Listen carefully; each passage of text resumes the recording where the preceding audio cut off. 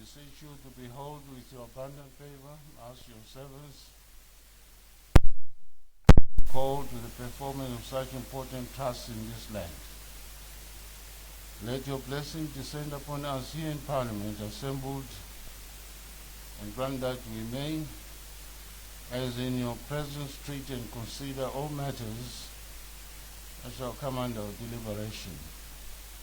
And so just and faithful amen, as to promote your honor and glory, and to advance the good of those whose interests you have committed to our charge. All which we ask in the name and for the sake of our Lord and Savior, Jesus Christ. Amen. I said amen.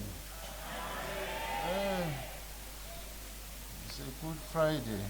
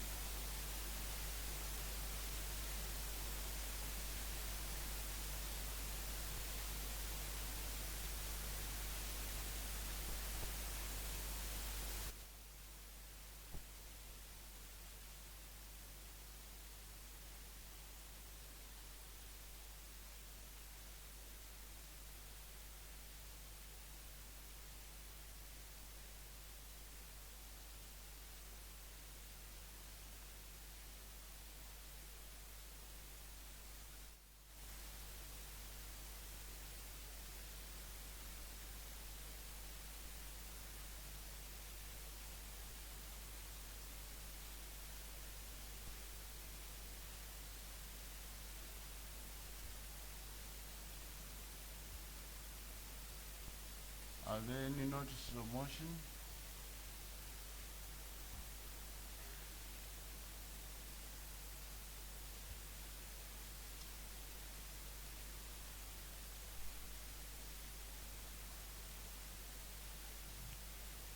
The clerk will read first order of the day. Agenda debate on motion on the second reading of the Constitution of Zimbabwe Amendment No. 3 Bill HB1 of 2026. Thank you. When the debate was adjourned on the 4th of June 2026, the question before the House was a motion by the Honorable Minister of Justice, Legal and Parliamentary Affairs that the Constitution of Zimbabwe Amendment Bill No.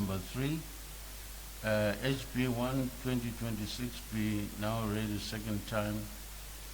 Is there any further debate? I have been given a list here.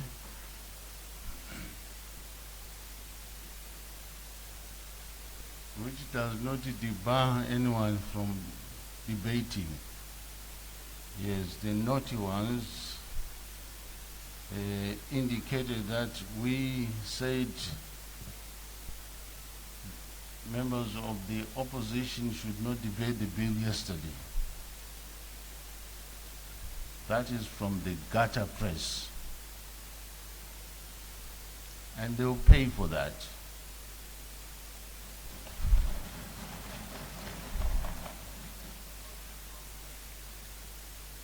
The first honorable member to take the floor is Honorable Chakurura. On a point of order, Mr. Speaker.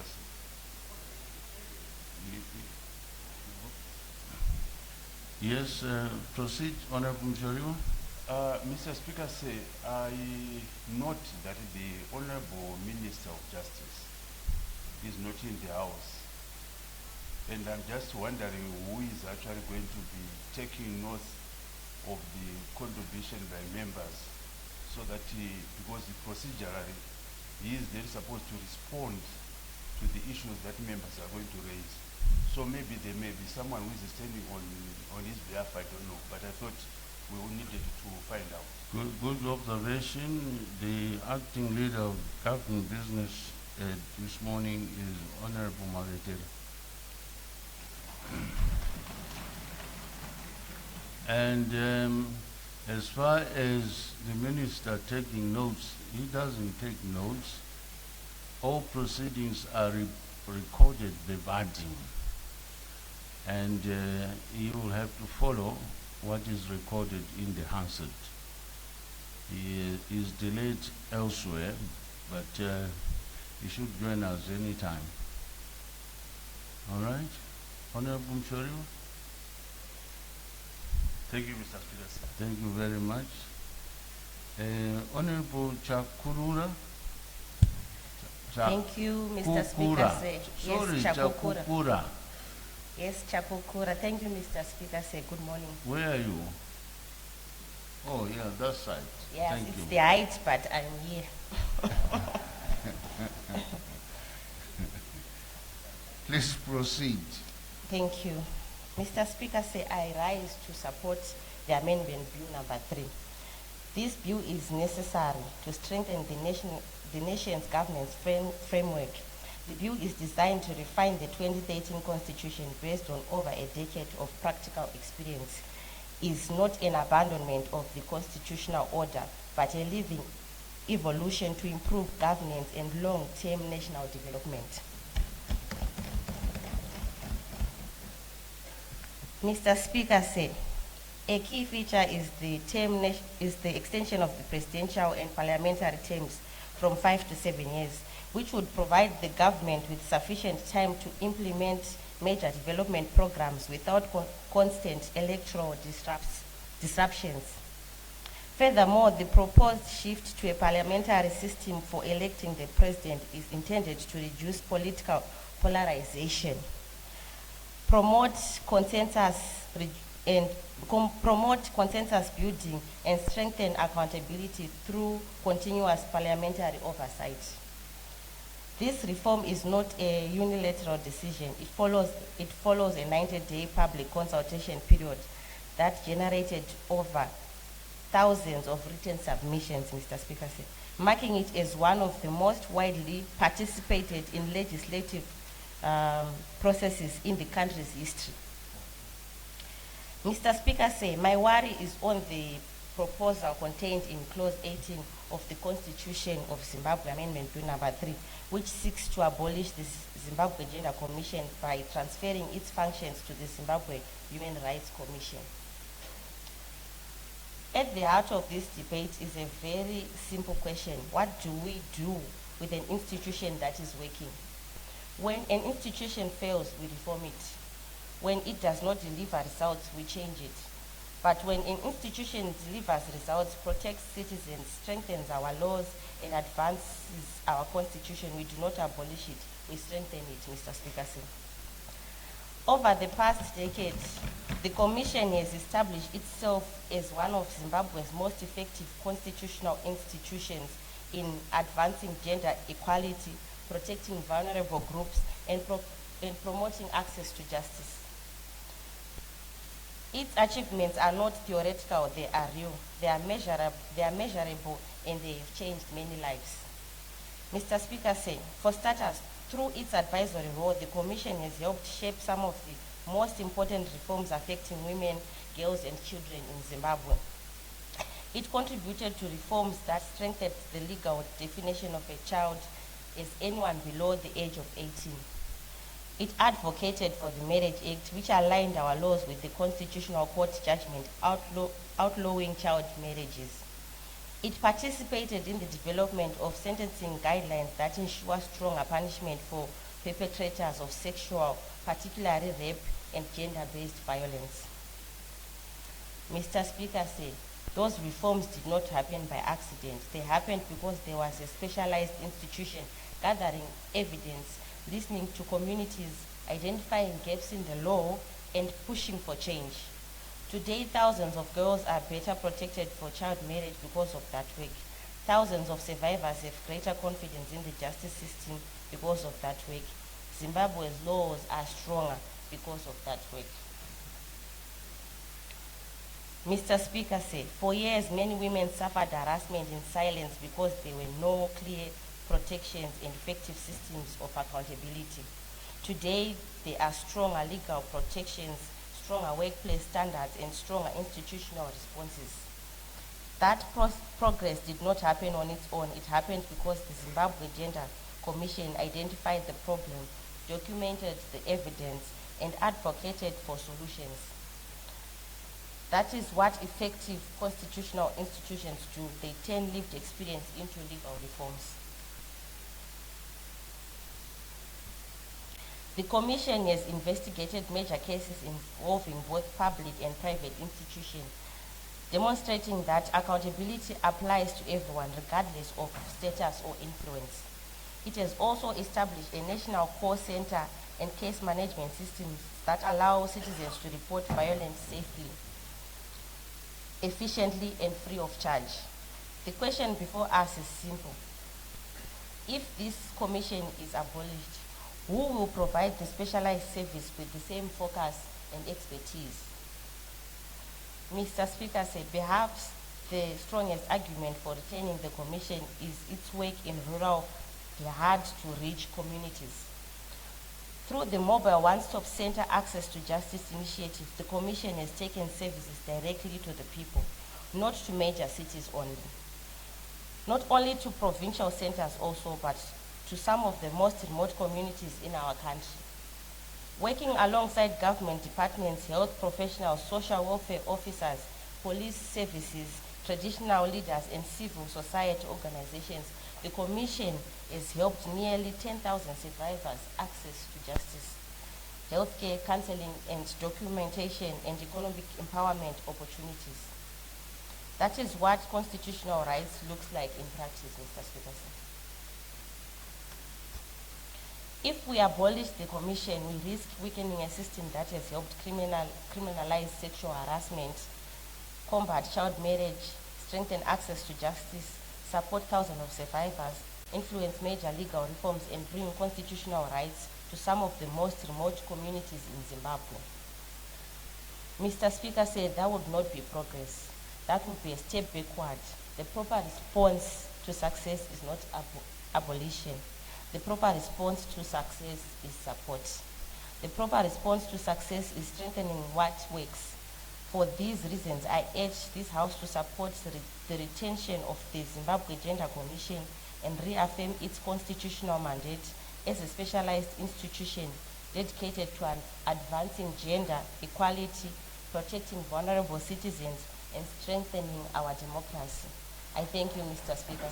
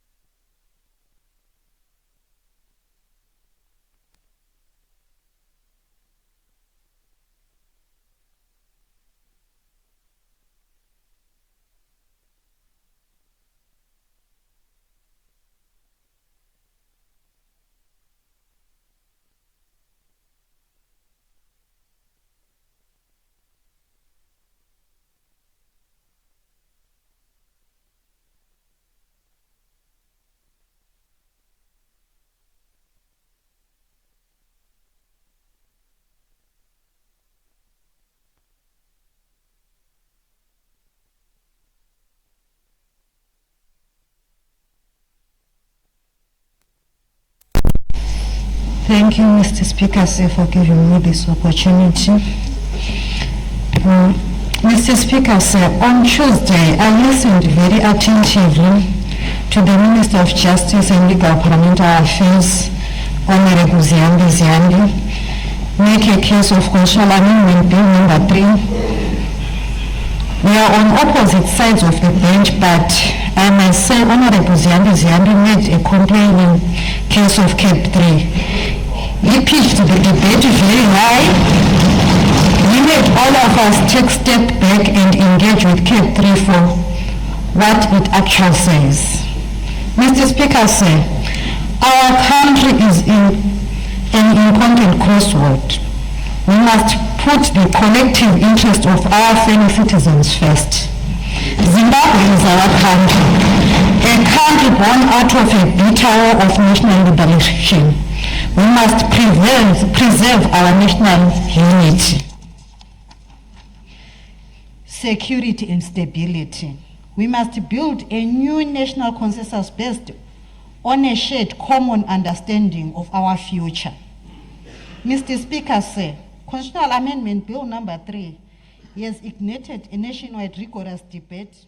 Our citizens are to be applauded for exercising their citizenship duty to speak on matters of national common interest. As our party has already indicated, I support the spirit and the intent of CAP 3 so that I do not repeat things which have been already said. Allow me to address just a few aspects of the bill. On electoral cycling, I do not think there is anyone who can contest that our country has, without exception, held elections which have been toxic. Our elections have caused a lot of suffering for many innocent citizens. Some have died, some have lost their houses, and in some instances, members of the same family have fought over politics. This should end.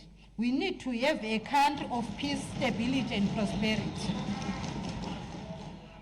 In my view, if we increase the election cycle from the current 5 years to 7 years, as the bill proposed, we give our country peace, stability, and security. We protect our people from violence, which I have spoken about. Peace is absolutely a necessity. I am confident that as we continue to build our country in peace and stability, the future of election will be held in an environment of mature politics. We need to pause from toxic politics. We must avoid putting our citizens in unnecessary harm's way. Mr. Speaker, sir, I must be understood properly. I am saying between now and the next election, we must increase political tolerance by deliberate government and lead voters' education. Mr. Speaker, sir, let me also support the bill insofar as it says the president of the country must be elected by parliament. This reduces political tension that I have stated already. If members of parliament are elected by citizens in a free and fair election, the results will be legitimate will of our people. And these members of parliament can then elect the president clearly. This reduces political tension. We must always remember that if members of parliament can legitimately remove the head of state by impeachment and do so representing our citizens, then the same members of parliament should be able to elect the president.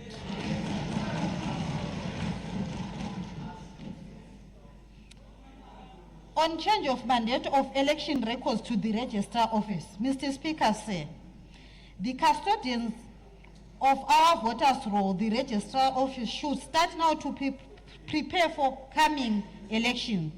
They should hold citizens' records properly and transparent.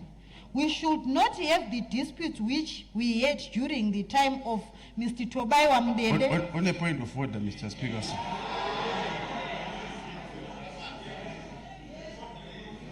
Yes, on a point of order.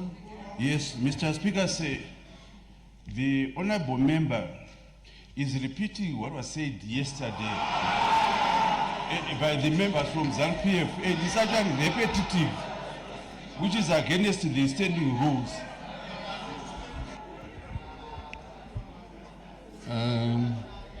Honorable member, order.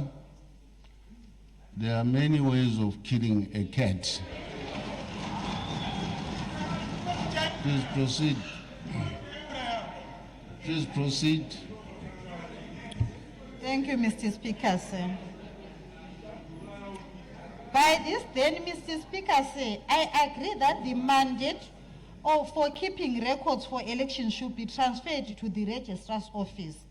While we are at it, Mr. Speaker, sir, since the Registrar's Office is responsible for the population register and the issuing of national identity documents, I promise that as soon as a person is issued a national identity number, the Registrar's Office must immediately register such a person on the voters' roll. By this, Mr. Speaker, sir, I'm proposing that voting age should be reduced to 16 years. We must include young people in the civic affairs of the country. This is in line with the new trend in established democracies like Australia, where voting age has been reduced to 16 years. Since there are changes to methods of voting for national leadership and changes for longer electoral cycles, we should increase the pool of citizens who are able to vote in any election. On referendum, Mr. Speaker, sir, I have listened to the explanation of the Minister of Justice and about the difference between term limit and the electoral cycle. I have understood the explanation and it makes sense to me. I agree that these changes that are being done in the national interest to hold a referendum in an environment in we are saying is not conducive for election is counterproductive. On Gender Commission, Mr. Speaker, sir, as the Deputy Chairperson of the ZWPC, the family unit remains the center of everything. Rights of men, women, and our relationship of men and women are in this modern area of changes. In gender roles is any area which requires special attention. Mr. Speaker, sir, while we have made significant progress, we are still far from realizing rights of women and the rights of girl child. Doing away with the Gender Commission is taking a million steps backwards. Instead of removing the Gender Commission, we should strengthen it. We should allocate more human and financial resources. On traditional leaders, Mr. Speaker, so let me come to the issue of traditional leaders.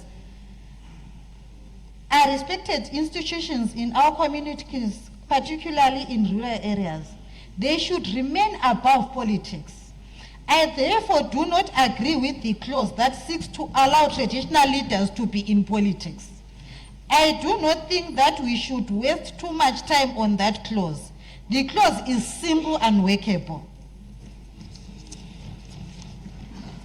Mr. Speaker, sir, we know that some citizens of Zimbabwe are genuinely opposed to the Constitutional Bill No.3, and the clauses most contentious are those relating to the methods of electing the president and the head of the states. With these genuine differences notwithstanding, we must continue to explore means of creating reasonable consensus on all matters relevant to our political hygiene. We implore all sectors of society to exercise political flexibility and reach compromises. It is possible to exercise fidelity to the obvious stated goals of finishing the objectives of the national liberation struggle and compromising on some objective clauses in Constitutional Bill No.3.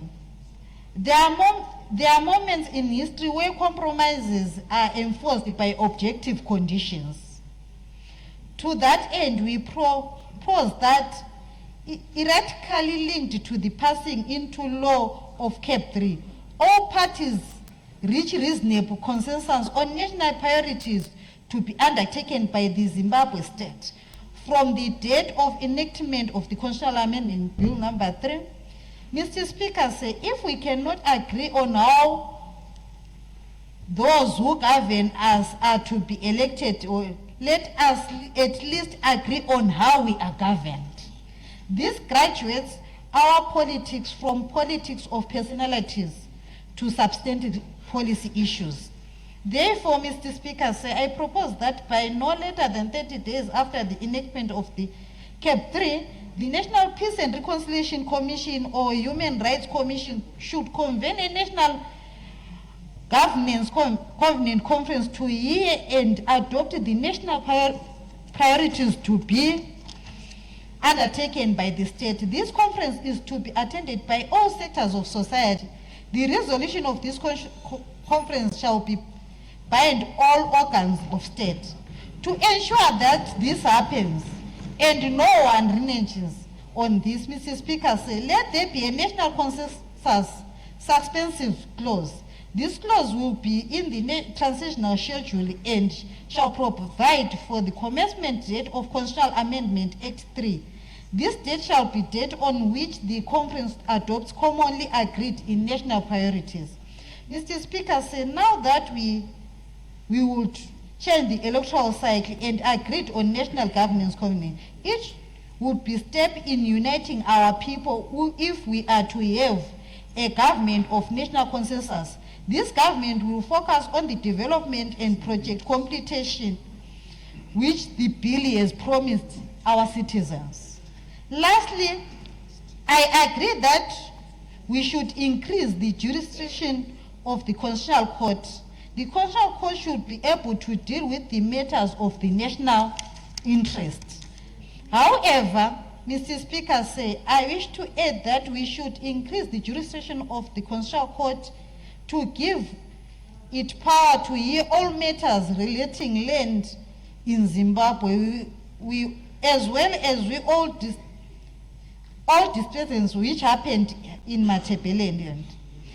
By this, Mr. Speaker, we ensure that we preserve the gains of the land reform process. We protect especially women-headed homes and families which received land during the land reform process. The land reform process must be declared for all to know that it is irreversible and continuous. By this, we can also ensure that the unresolved issues of Gukurahundi has the attention of the Constitutional Court. I thank you.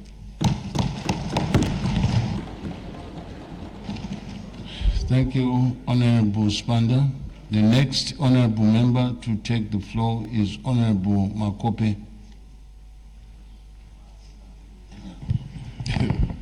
Maita basa mbatu wechigaro nokutipa mukana ukuisawo manzwi pachinyorwa chiri pakati pedare rino cheCAB 3. Ndingada kutanga nokuzivisa mbatu wechigaro kuti ini ndinobva kuMwenezi North Constituency, ndo kune vanhu vanotituma.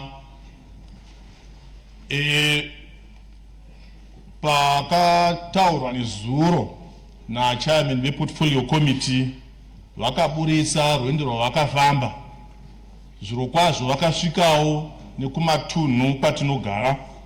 Vanhu vakauya nouwandu hwavo. Pavanhu vanotaurwa apo vakanga vachipa muono wavo, vekuMwenezi vakapawo muono wavo vakawanda zvikuru. Hapana kana mumwe chete akati chinyorwa ichi haachidi. Vese vakati vanochida.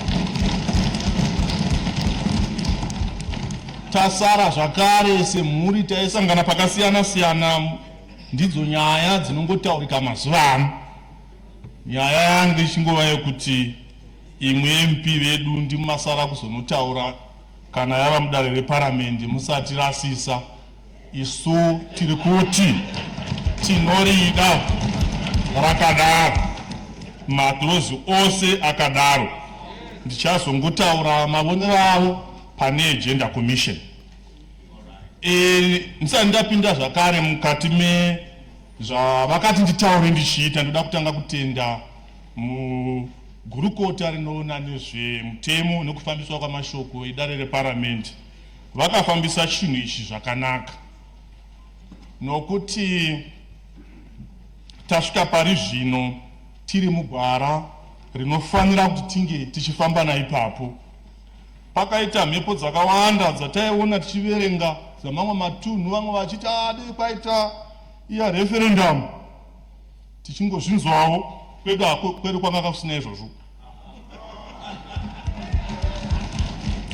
Saka mhepo iyoyo takazombozvifungawo ndiri ndega kuti kana minista vanga vakateedzera zvemhepo idzodzo, dai nhasi uno mubato wechigaro iva vaida referendum vangadai vari pakati pematare edzimhosva nhasi vachipomedzera gurukota redu remutemo vachiti makashandisa referendum pasingade referendum.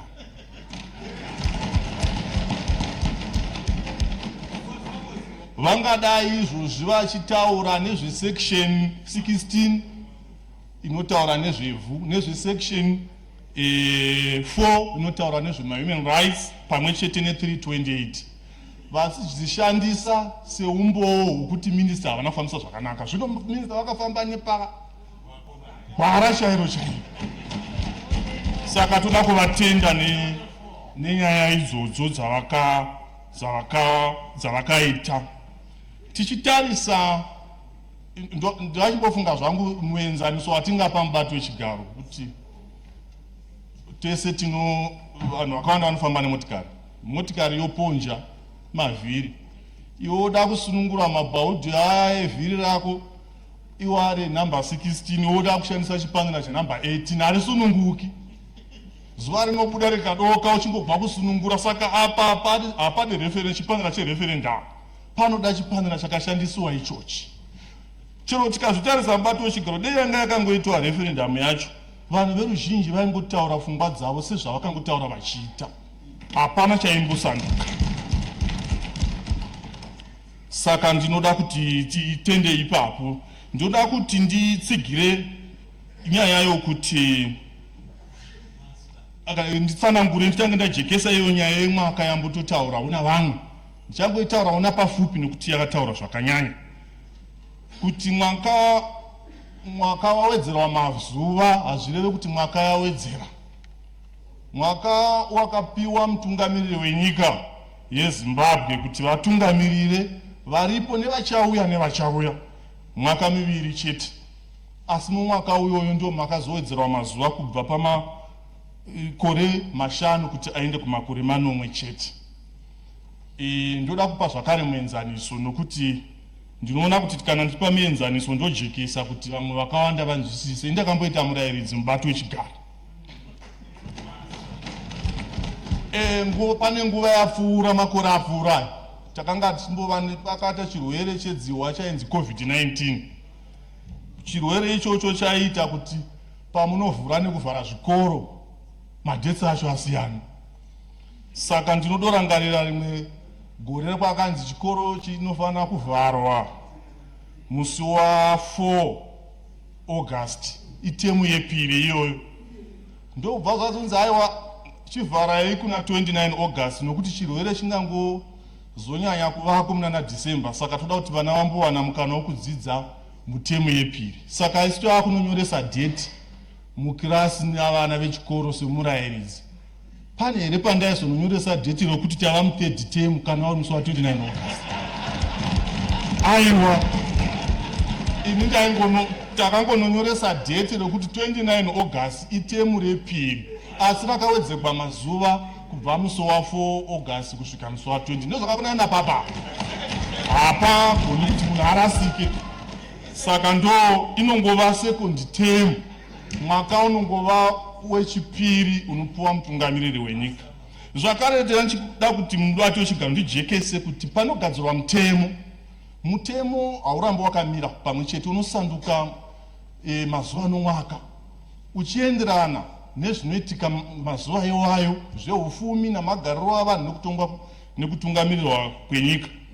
Saka isu takatarisa mutemo wedu hauna kunangana nokuti unotarisa pamusoro paMP uriko kuparamende kana kuti president varipo pachigaro. Aiwa bodo, unotarisa na president achazobuya mwaka inotevera magenerations nemagenerations achauya. Saka toda kuti kana tichinotaura nekudebata aso nekutsanangurana hurukuro iyi vanhu vave nemweya wekusatarisa kuti MP vari kutaura honorable Makopi vanodaro nokuti ivo vari kuparliament vanoda kuramba variko. Aiwa hachizoyaiswa nyaya yacho iyoyo.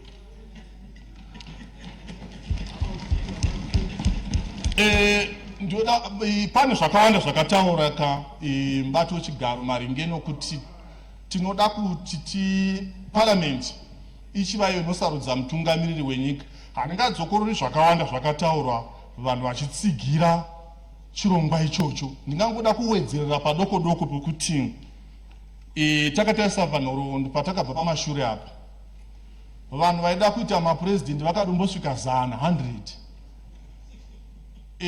Handiti mazuva iwayo kana tichikwikwidzana muzvigaro vanodombopanana zita iro vanenge vachitonziwo mapresident, zvokuti kwose kwavaifamba vaingonzwa kuti your excellency, your excellency, nokuwanda kwavanga vakaita. Asi ndobva vazoti saka takanga chifunga kuti kana isu toenda kunogadzira riya bepa ratovhotera rinonzi ballot paper rinonyoreka sei nevanhu 50 vanenge vakawandisa zvokuti chero achipinda muya maanoda kunovhotera munhu uya muchinomupa unovhura mapeji namapeji achitsvaka president wake, potopedzisira tava nemamwe mapepa anenge asina kuvhotiwa zvakanaka. Saka iyo kuti tinouya muno poitwa minongedzo yokuti tinoda vanhingi, handinoboniso kuti ngatipedzera mari yakawanda nenguva yakawanda pamwe chete nokuti vhiringidza pakuvhota. Saka tinoitsigira saizvo.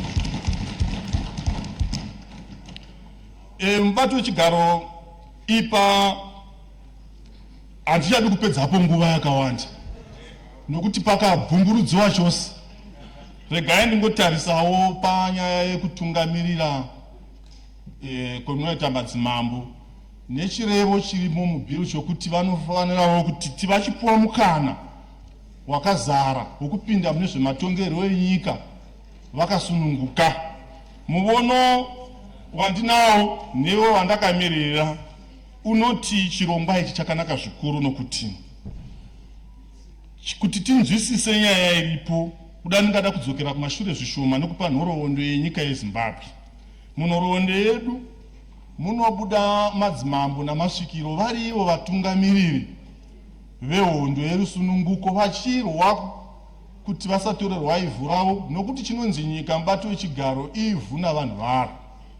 Saka tinovona vana mbuya nehanda, vana sekuru Kaguvi, vana Mambolo Bhengula vachirwisa vapambe pfumi vari mberi. Tinoda kuti vaita zvamatongerwo enyika ipapo. Mufunge mubato wechigaro mukatarisa Mambolo Bhengula vakanga vachitosaina zvibvumirano tingati matreaties. Nana Radhi nana Mofati vachitombotumawo nhume dzavo kuenda kunoona ana Queen uko atingati mainvoyi iko zvino. Saka vakanga vachitova nezvematongerwo enyika zvakasimba. Iko kunoti kadzoka mukatarisa vana vaTangwena, vana vaMangwende, vakanga vachirwa muhondo yerusununguko kusvikira vagadzira vana vavo vana Chingaira, vana Ndwena, vakagadzira vana vavo kuti vana vedu chipindai mune zvematongerwo enyika mugadzire mapato. Ivo vatinawo manhasi nationalist yedu. On a point of order, Mr. What? Yes, Honorable Amauswa. Naichida kungobatsirawo honorable member kuti vadi kungodzosera nyika yacho kumachief.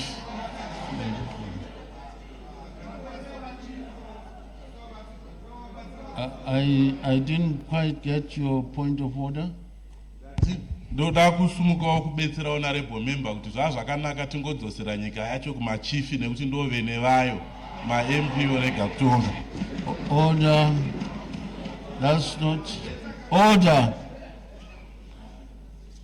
That's not a point of order. It's a point of debate. Why don't you wait for your time to debate? Huh? Honorable member, please continue. Mazvita mubato wechigaro. Regai ndienderere mberi. Ndanga ndichitaura pamusoro pekukosha kwakanga kuchiita madzimambo edu. Ndichitaura nyaya yokuti vagadzira mapato. Tinoona mapato anogadzirwa akafanana neZAPU neZANU. Nema-revolutionarist edu atati navo vana vaMugabe, vana vaChitepo, navaMunangagwa vatinavo nhasi uno. Vakanga vachizadzisa zvakanga zvichidiwa namadzimambo. Ndo akanga aita sungawirirano iyoyo yokuti ngatifambei takadai. Tinozosvika muna 1980 mubato wechigaro. Vanhu vesununguko nevaya vandataura vanhu vehondo, vatungamiriri vehondo, tinogadzira hurumende kana kuti government. Saka pane hoche-koche nesungawirirano pakati pamambo tozoti vatungamiriri vehondo yerusununguko pamwe chete nehurumende. Saka chinotanga madzimambo ozvara vatungamiriri vehondo yerusununguko neuto racho. Vatungamiriri vehondo yerusununguko neuto vanozozvara hurumende yatinayo nhasi pano. Saka zvinhu izvi zvine ukama, kana ukabvisa chimwe chacho panosara pasina kumira zvakanaka. Saka kubvisa madzimambo pane zvematongerwo enyika kuvabvisa pachinhu chavakatanga ivo, chavagara vachiita ivo. Pane kuhira kunogona kuvapo. Ndichitaurawo zvangu muono unogona kunge uchiitwawo navamwe vanotaura hurukuro iyi wokuti mambo hazokwanisi kutungamirira achienzanisa nokuti mapato togona kurwisana pakati pevanhu vamapato akasiyana. Aiwa, munhu kana angonzi mambo anoziva bhachi raakapfeka, anoziva mafambiro aanoita. Imo muno tine vamwe vedu vari muno vamiriri veparamende, asi vane zvimwe zvigaro zvavanga vainazvo, asi kana toita basa reparamende tinongoriita semamiriro anofanira kunge richiita. Kana ndiri kumusha ndiri mumiriri weparamende, handizoti ava ndevebato iri, ava ndevebato iri. Ndinenge ndakatungamirira vana vangu vese muconstituency imomo. Saka ndo zvinongozongoitawo madzimambo. Ndinotsigira zvakanyanya kuti aiwa regai zvakadaro. Ndopedzisira negender commission. Muono ndowokuti dai tambo regai yakadaro nenyaya yokuti muono muriko mukuru ndowokuti basa rainaro ranga rakakura zvikuru. Chainga ichitadza kuwana imari yakakwana yokuti ifambise mabasa iwayo. Zvino kana yazonoputirwa muimba huru iyo yatati yema-human rights, iyo segender commission aichazonobudisi zvakawanda nekuti inenge yatominyiwa. Zvinoreva kuti mari yacho yekuti vakwanise kuzoita zvavanofanira kunge vachiita hazvizonyanyi kubuda zvakanaka nekuti yanga yagara ichikamina. Saka kumboirega yakadaro ichipuwa mabasa ayo yakazvimirira zvinoita kuti izadzikise zvishuviro nezvido zvevana veZimbabwe zvavanoitarisira kuti inge ichiita. Ndo muono watiinawo ipapo. Vebato wechigaro ndoda kukutendai nokupawo muono kwangu wandaita. Ndakamirira zvakare vakumwe neziNorth vakandituma, asi nsati ndagara pasi mubato wechigaro ndoda kuti nditende president vedu vakatipa zvibhorani zvinosvika izvo 32 ma-VBU ari kuitwa izvezvi. Saka haungakoni kutenda chinhu chakanaka. Ndo zvimwe zvezvoita kuti vanhu vati regai varambe varipo vambopedzisa ndima yavo. Tatenda.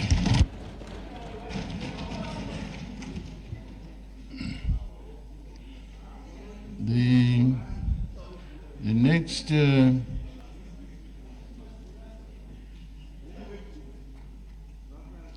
can you lower your whispers, please? The next honorable member to take the floor is Honorable P. Uldande, to be followed by Honorable Chigumbu. My apologies. Livuke njani, Mr. Speaker, sir. Together. Thank you, Mr. Speaker, sir. I rise to aid my voice in support of Constitution Amendment Bill No. 3. I will debate 5 clauses. Firstly, presidential election by Parliament. Mr. Speaker, sir, under this clause, members of Parliament and senators will elect the President instead of holding a direct public vote. This saves money. National elections cost over $100 million US, yet a Parliament vote costs almost nothing. The funds saved can cover several projects. It also reduces violence. Direct elections often cause disputes, but a Parliament vote is quick and peacefully. Further, it promotes unity. The President must secure support from MPs across the country, ensuring cooperation with Parliament from day one. Results are immediate, with no 6-week delays for counting and court cases. I will always give an example of Chimanimani, the people I represent. Money saved can help in accelerating the completion of Cyclone Idai recovery projects, which include Runyararo housing projects, among others. Mr. Speaker, sir, my second debate focuses on term extension from 5 to 7 years. This clause extends presidential and parliamentary terms from 5 to 7 years. It allows leaders to complete projects, and Vision 2030 targets requires time. A 7-year term prevents half-built projects. It means more governing and less campaigning. Leaders will spend more time working and less time seeking re-elections. It also builds investors' confidence. Stability attracts factories and creates jobs. Countries like Rwanda and Venezuela have 7-year presidential terms, and Rwanda is now among Africa's fastest growing economies. In our case, 7 years provides time to finish the Risitu Valley irrigation scheme, repair Chimanimani, Mutare Road, and build disaster-proof clinics without elections interruptions. Mr. Speaker, sir, my third debate centers on voter registration by Registrar General, not ZEC. This clause transfers voters' registration to the Registrar Office. It creates a one-stop shop. The RRG already issues IDs and birth certificates, making registration faster for citizens. It cuts duplications, one system instead of 2, saves taxpayer money. Mr. Speaker, sir, it ensures year-round access. RRG offices operate in every district throughout the year, unlike ZEC's temporal mobile centers. Villagers in our constituencies can now register a local RRG office instead of waiting for mobile ZEC terms. My fourth debate looks at restructuring Gender Commission and NPRC. Mr. Speaker, sir, this clause merges commissions to improve efficiency. It saves money by removing duplication of salaries, vehicles, and offices. It enables faster decisions. Fewer bodies mean less bureaucracy and quicker resolution of complaints. A single stronger body can respond faster to women and youth affected by cyclones and resolve disputes over humanitarian aid. My last debate is on traditional leadership, conduct, and jurisdiction. Mr. Speaker, sir, this clause provides clear rules defining chiefs' powers. It protects our culture. Chiefs become official partners in development, and can defend second sides. It delivers fast local justice. Disputes can be resolved quicker without lengthy court process. For an example, this empowers chiefs to stop illegal mining activities and mediate land disputes in resettlement areas quicker. Mr. Speaker said, Cap 3 saves money, brings stability, and takes services closer to the people. In our case, it means better roads, peace, and a strong voice. I strongly support this bill. I submit. Thank you, Mr. Speaker.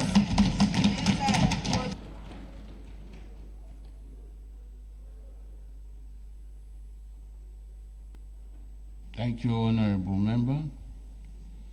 The next Honorable Member, as I indicated earlier on, is Honorable Chigumbu.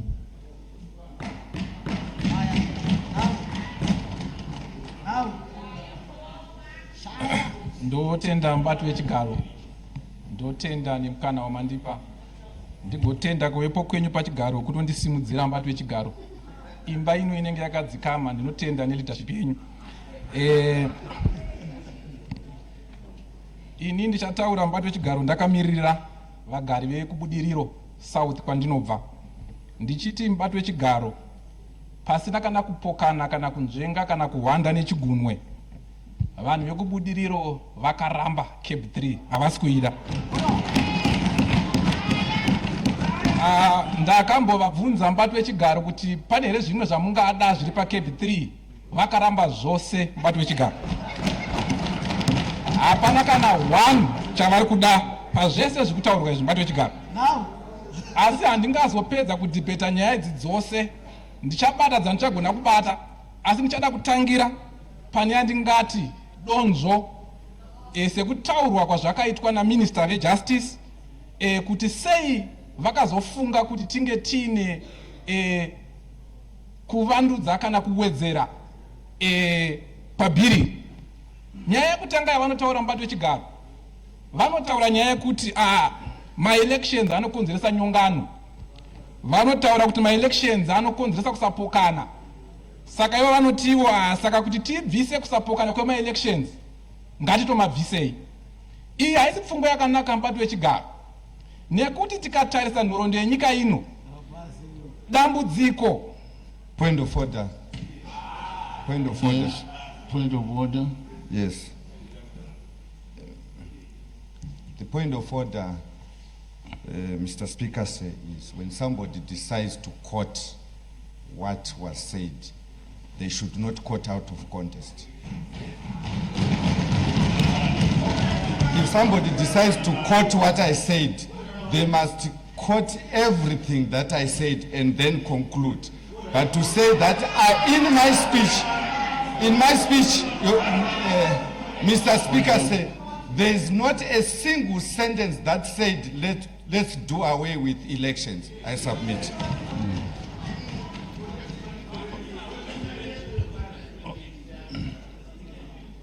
Honorable Member, we have the Hansard, so you must be guided by the actual statement that was made so that you can debate from an informed position. The Hansard is available, so please be guided by it if you want to make quotation of what has been said yesterday. Please proceed. Ndotenda mbatu wechigaro. Ndienderere mberi ndichiti. Takaita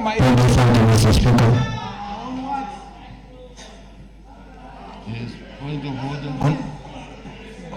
Honorable member akapfurira mberi nekudhibheta asina kumedza mazwi ake ataura. Order. Order. Can you repeat your point of order? Point of order yangu iri kuti honorable member ngamedze mazwi ake anyembera Minister. Order. Order. Ngaite sei. Mazwi akhe ataura iye kuti varoda kubvisa ma-election. Oh, I see. Oh, I see. Yes, yes. Thank you for that. Yeah, you have to withdraw. The Honorable Minister didn't say the elections must be done away with. Ndotenda mbato wechigaro. Can you withdraw that statement? Rega ndi withdraw ndichigadzirisa. Can you withdraw without any appendage? I withdraw, Honorable Speaker. Yes. Please, can you proceed? Ndinotenda mbato wechigaro. Ndichienderera mberi mbato wechigaro ndenge ndaapa pfungwa yekuti munyika muno maitwa ma-elections akawanda mbato wechigaro. Chinokonzeresa kupokana kana kusawirirana pandikwa ma-elections mbato wechigaro haasi ma-elections iwo pachezvawo. Mukada kutarisa kwatiri mbato wechigaro takaita data science tinoona kuti zviri kufamba sei muzviitiko. Tinogona kukuudzai mbato wechigaro kuti dingindira riripo pose panoitwa mhirizhonga pama-elections mbato wechigaro iZANU-PF. Mukatarisa mbato wechigaro, mukatarisa mbato Order. Just a minute. Just a minute. Order. Just a minute. Point of order, Mr. Speaker. Honorable Minister, please take your seat. Pardon? Can you take your seat? Oh, thank you. Thank you. Yes. Honorable Member, again, this refers to the issue of being actual. Don't make reckless statements because there is no evidence of what you are saying.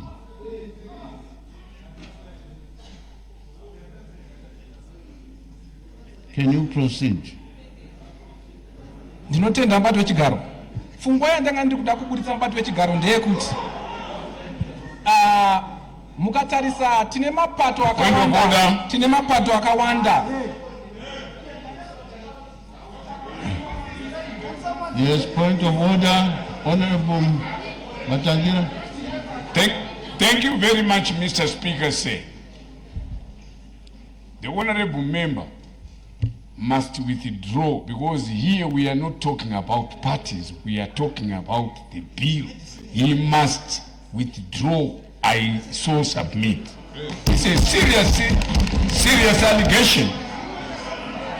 Allow him to debate to become a political party. We have not talked about the party. Honorable Member, as per my ruling, there is no evidence put forward. So the statement needs to be withdrawn. It's a very serious allegation. Honorable Speaker, I think I'm being bullied here. I didn't accuse ZANU-PF. I'm simply saying. Order. Yes. You accuse ZANU-PF. They allow a liar to continue saying no. Okay. Order. Honorable Member, can you withdraw the statement? Okay, ndamedza mashoko angu. Thank you. Ndamedza mashoko angu mbato wechigaro. Rega ndimhanye mbato wechigaro, nyaya yatinayo yakakosha. Nyika yose yakateerera mbato wechigaro. Rega ndimhanye mbato wechigaro. Ndichitini chiri kudiwa pano kuti tiregedze kuva neungano, tiregedze kuva ne Point of clarity. Honorable Member. Point of clarity, Mr. Speaker. Sir. Order. Honorable Joe. Thank you so much, Mr. Speaker. Toda ngonzwa kumbato wechigaro kuti member inopuwa anopuwa warnings mangani uta withdraw kuti asazoramba achidzokorwa. Yeah.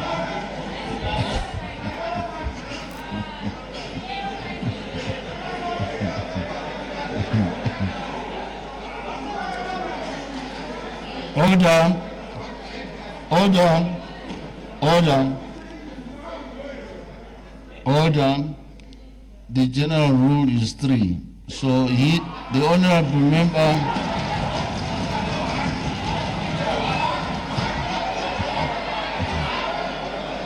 On a point of clarity. Point of clarity. Point of clarity. Order. Point of privilege, Mr. Speaker. Point of privilege. Point of privilege, Mr. Speaker, sir. I have not finished my ruling. Can you sit down?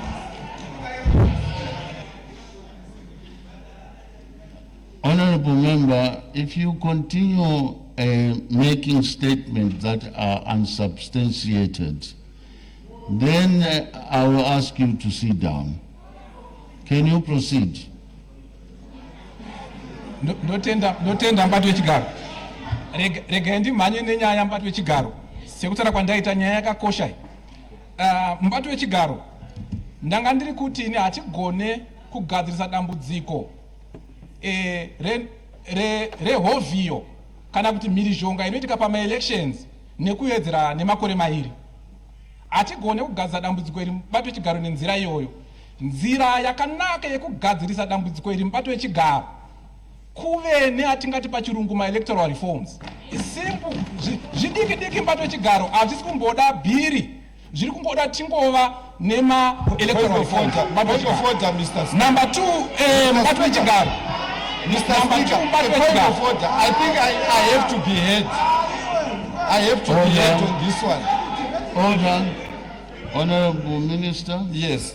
Mr. Speaker, nowhere was it mentioned that we are solving the problem of electoral violence by extending the term. It's not, nowhere was it said. And I challenge that even if we go to be answered, I never said in my speech we are solving the problem of electoral violence through increasing. Point of order, Mr. Speaker. Point of order, Mr. Speaker. And be put on record. It must withdraw because no one said that. Order. Honorable member, can you be orderly? Yeah, but we are raising a point of order, Mr. Speaker. The minister is sit down. You gave the time to respond. Order. You gave the speech. You will respond at the time. Order. No, Mr. Speaker, you don't allow that. Honorable member, in terms of our standing orders, when you have a member on the floor, you cannot intervene. You wait until, if you are going to argue with me, I'm going to throw you out of the house.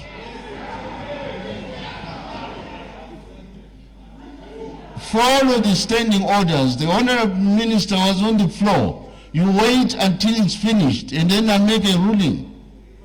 That's the procedure.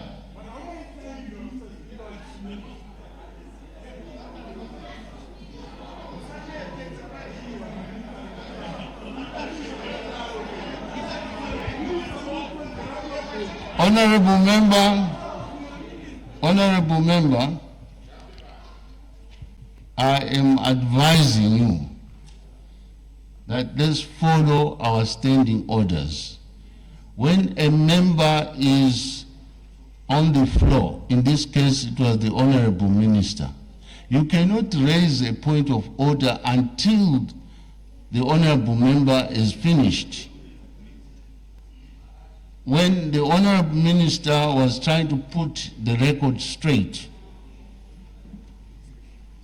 Thank you.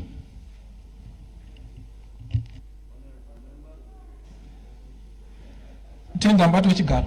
Rigendirambe ndichimhanya mbato wechigaro. So pfungwa yandinayo mbato wechigaro ndeyekuti ngatigadzirisei zvinotinetsa tisingawedzere makore mairi. Ndobata imwe pfungwa zvekare yanga iri kubuda mbato wechigaro.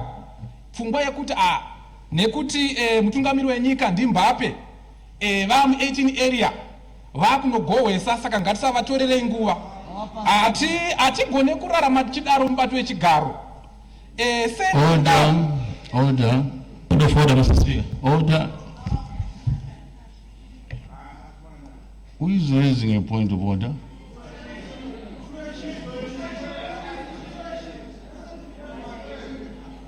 Who is raising a point of order?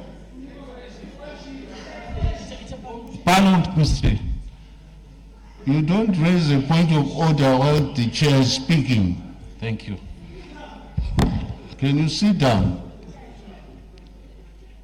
Honorable member, this is the third time I'm advising you. You cannot say the Honorable, His Excellency the President is Mbappe.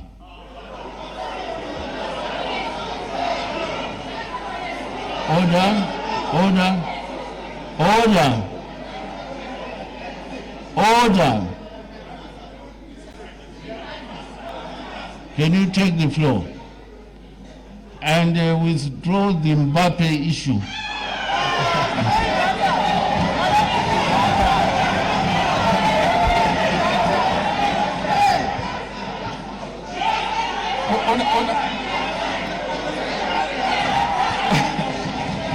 Point of order.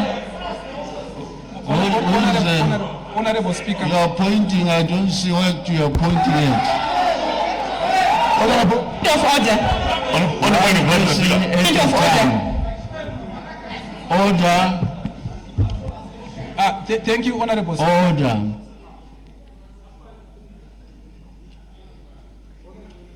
I have said the honorable member should withdraw. That's my ruling. Thank you, Honorable Speaker. I withdraw. I withdraw, Honorable Speaker. So, pfungwa yangu, Honorable Speaker, ndeyekuti mukatarisa vakawanda vari kutitungamira muzuva ranhasi vakaenda kuhondo vakatambudzika zvisingaite vari kuhondo. Hondo yakapera 1980 mubato wechigaro. Vanhu ivavo mubato wechigaro vakawanda vava havana zombobvira vadzokera kugeto kana kumaruzevha, vanogara kumasabhabha mubato wechigaro.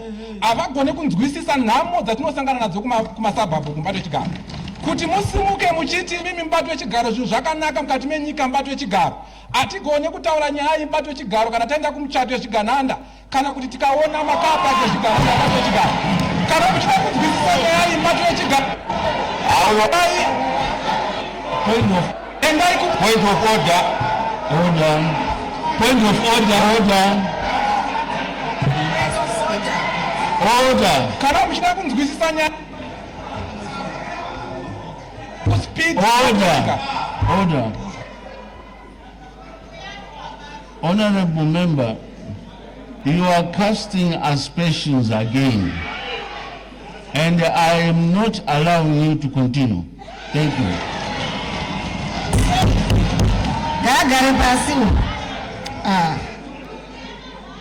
Honorable Mtodi, take the floor.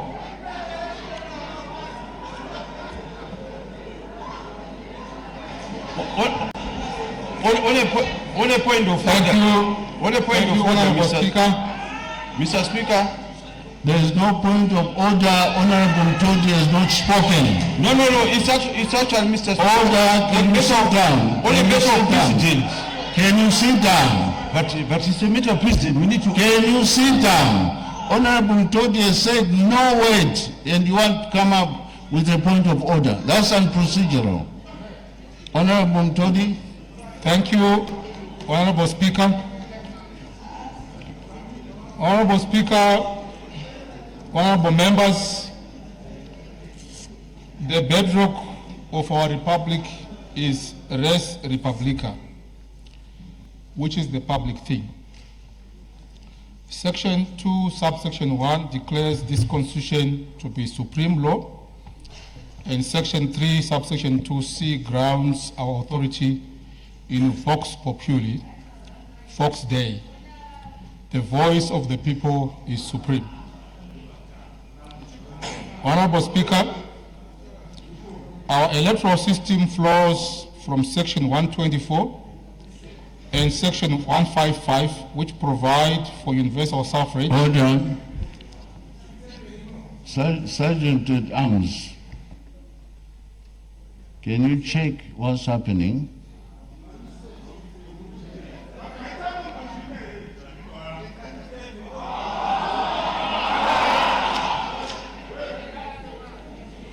Can you check Sergeant Arms, the one who's tampering with the lightning?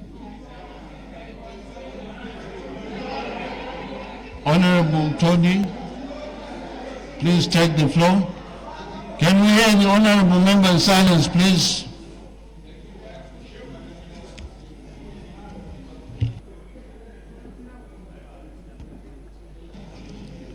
Good morning, Honorable Speaker.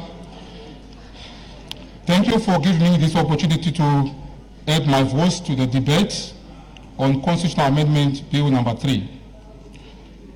Honorable Speaker, honorable members, the bedrock of our republic is res publica, which is the public thing. Section 2, subsection 1 declares this constitution as the supreme law. Section 3, subsection 2c grounds our authority in vox populi, vox dei, which means the voice of the people is supreme. Our electoral system flows from section 124 and section 155, which provide for universal suffrage, periodic elections, and representative democracy. However, res publica does not mandate direct democracy on every issue. Rather, it mandates that sovereignty is exercised by the people through their representatives, which they elect. That is the foundation of potestas delegata populi, power delegated by the people. Honorable Speaker, the justa causa for this amendment lies in our electoral history. Since the year 2013, Zimbabwe has had 3 presidential elections. Each of them has been disputed twice, and this has resulted in those petitions being delivered in this august house. Examples being Tsvangirai versus Mugabe in 2013 and Chamisa versus Mnangagwa in 2018. Yet parliamentary elections have generated very little contention. One would ask why. This is because, Honorable Speaker, the direct presidential ballot under Section 92 concentrates stakes, cost, and litigation in one contest. The weaknesses are glaring. 1, polarization. Honorable Speaker, the winner-takes-all presidency creates a zero-sum contest. 2, cost and disruption. National elections every 5 years divert budget and policy focus from service delivery. And 3, succession gaps. Section 101 forces a 90-day election upon a vacancy in the office of the president, an exercise which is expensive and rushed. Honorable Speaker, honorable members, these are not political complaints. There are structural defects in Section 92 and Section 110 as currently framed in our Constitution. Salus populi suprema lex esto therefore applies, and it means the welfare of the people must be supreme law. When a structure repeatedly produces a crisis, just a cause exists to amend it under Section 328. Let me now go to the clause that talks about Parliament as an electoral college. Honorable Speaker, this bill proposes amending Section 92 so as the President is elected by Parliament, not by direct popular ballot. Honorable Speaker, this is not a new democratic practice, as countries such as South Africa, India, Germany, and the UK elect their head of government through Parliament.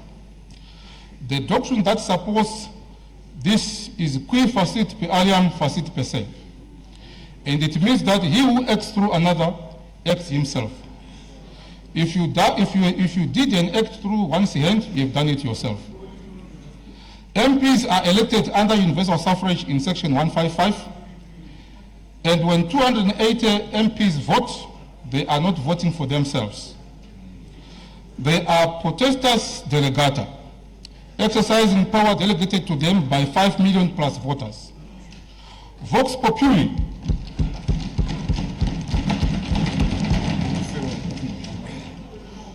Vox Populi is therefore not diminished. It is rather institutionalized.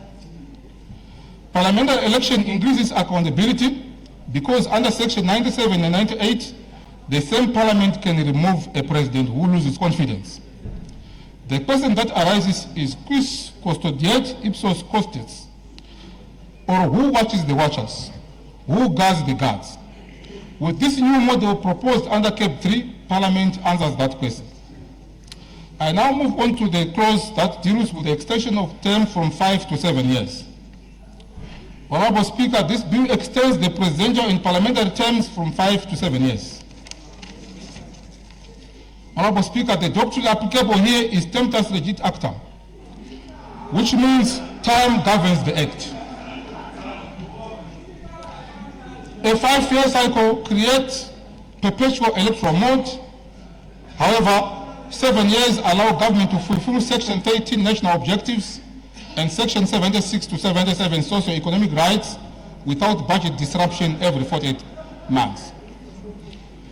Again, the government doctrine is lex posterior delegat priori. A later law repeals an earlier one. Section 328 gives... Order.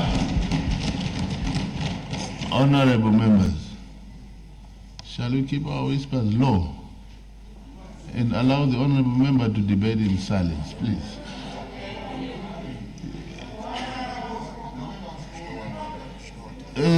Point of order, Honorable Speaker. Order. Honorable Mavudzi, are you aware that you are speaking to the Speaker of Parliament? Do you think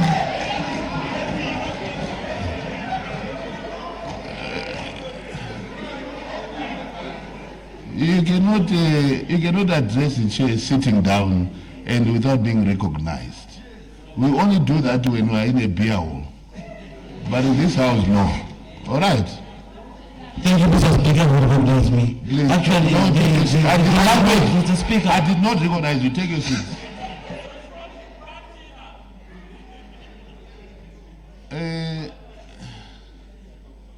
Please, let's have a bit of respect for the House and allow the honorable member to debate in silence. Honorable Mtodi, please carry on. Point of order, Honorable Speaker. Thank you, Honorable Speaker. Honorable Chigumbu. Yes. You don't make a point of order from a ruling from the Speaker. It's not admissible. For point of privilege, Honorable Speaker. What is your point of privilege? Ndida kuti ndinzwe kuti vamutodi vari kutaura language ipi ilingala here ilatini here ndozi vatu vanomboimba rumba saka ngavatitsanangura hatisi kunzwa isu kuti ilanguage ipi yavari kutaura. Right.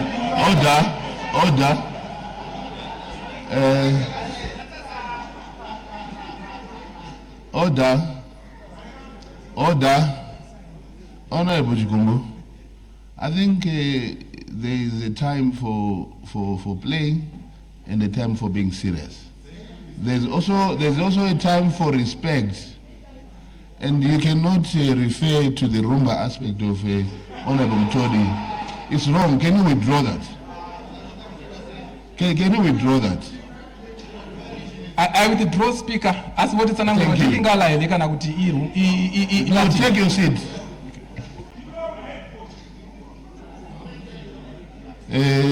Honorable Mtodi, please continue. Thank you, Honorable Speaker.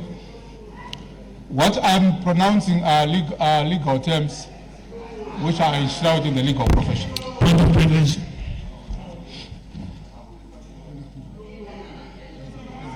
Point of privilege. Honorable Speaker, if this bill passes with 2/3 majority and goes on to receive presidential assent... Honorable Mtodi. It's Honorable Johnson Matambo. Johnson Matambo. Ndinotenda mubati wechigaro. Musati magara pamuri ipapo, Speaker vazivisa kuti Sergeant Nams vaende kunotarisa kuti ndiani ari kutemba nemagetsi. Tazoona ivo Speaker vachibuda mune inoimba tikazoona Sergeant Namza vauya tiri kuda kunzwisisawo sezvo zvataurwa mujikerere mimba ino kuti zvii zvingadaro zvichiitika tinoitira ugaro hwedu mimba ino takachengetedzeka. Maita basa.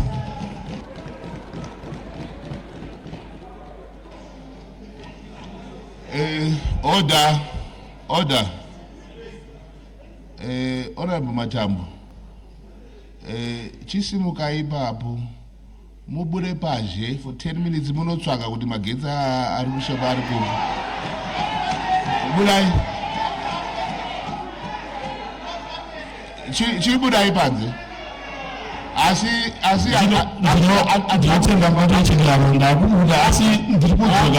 Ndati une lucky kuti ndati uchadzoka after 10 minutes, but next time audzoki. Chibuda hapo unotsvaga izvozvo. Panapa tikuda kuita zvebasa. Andidika. Chiendai 10 minutes. Honorable Mtori, please carry on.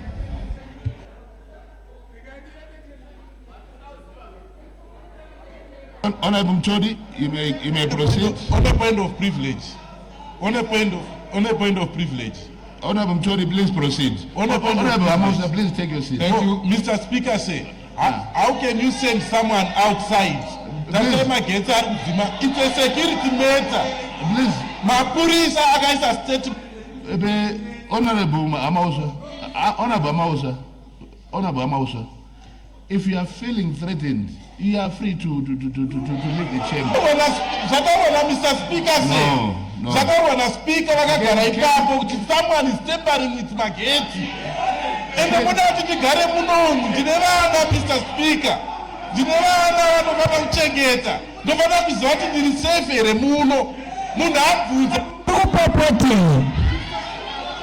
Can you take your seat?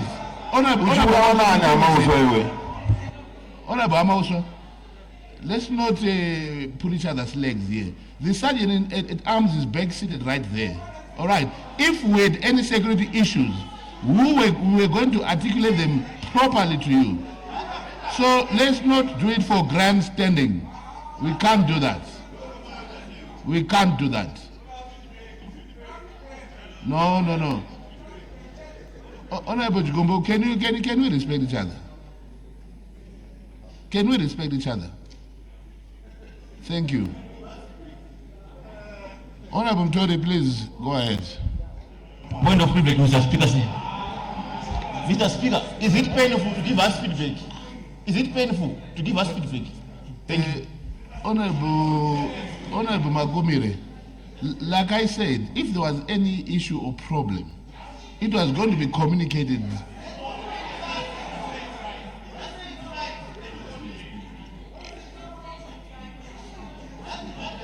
Honorable Magomire, let me assure you that we are very safe. And let me also assure you further that while we are safe, we are ably led by the President of Zimbabwe. Thank you. Honorable Mtori. Point of order. On a point of order. Point of order. On a point of order. On a point of order. There is no point of order because nothing has been said. I just put a ruling to say we are safe, so I don't know where your point of order arises from. Mr. Speaker. Your point of order does not arise at the moment. Please take your seat.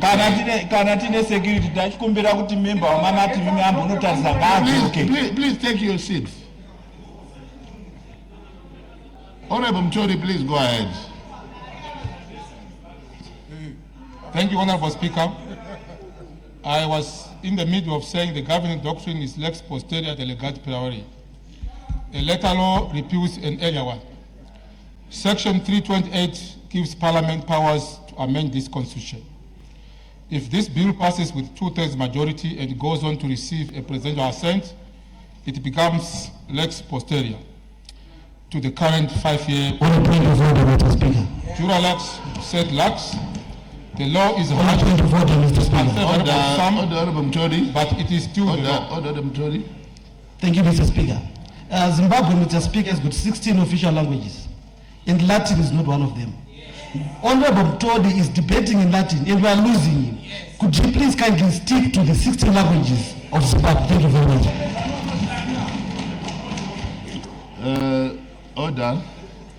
Honorable Mavudzi.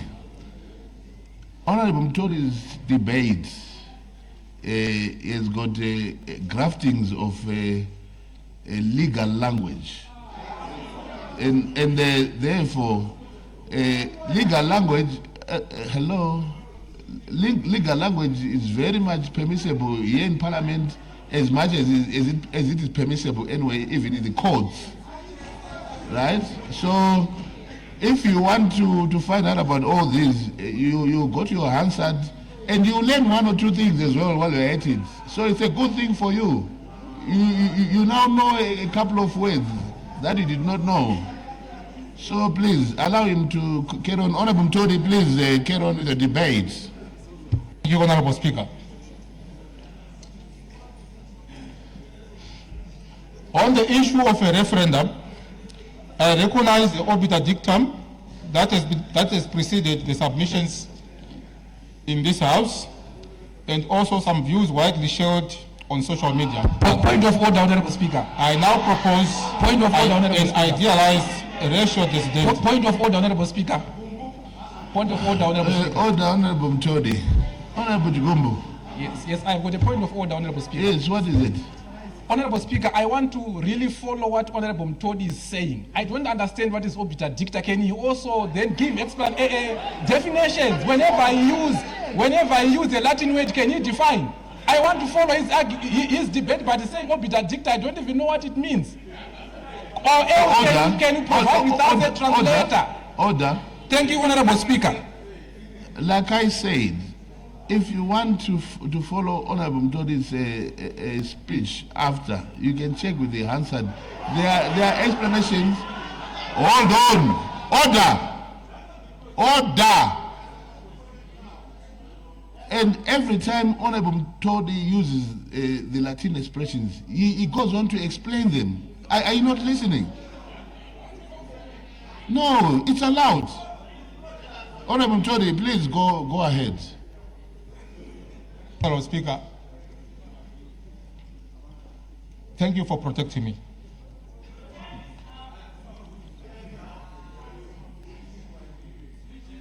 I now propose the idealized ratio density that fits the final determination on this bill. On a point of privilege. Order. Point of privilege, Mr. Speaker. On a point of privilege. Honorable Speaker. On a point of privilege. Privilege, Mr. Speaker, say. Order. On a point of privilege, Mr. Speaker. Please take a seat, Honorable Mateo. Please take a seat. Yes, Honorable Government Chief Whip. Mr. Speaker, the only danger that I'm seeing here started yesterday when some members started attacking one honorable member who is a lady when she was debating, and we saw it today, and we are seeing it again, members just causing a lot of noise. Yes. We want to listen, and I think anyone who is keen on seeing us debating should keep quiet and sit down.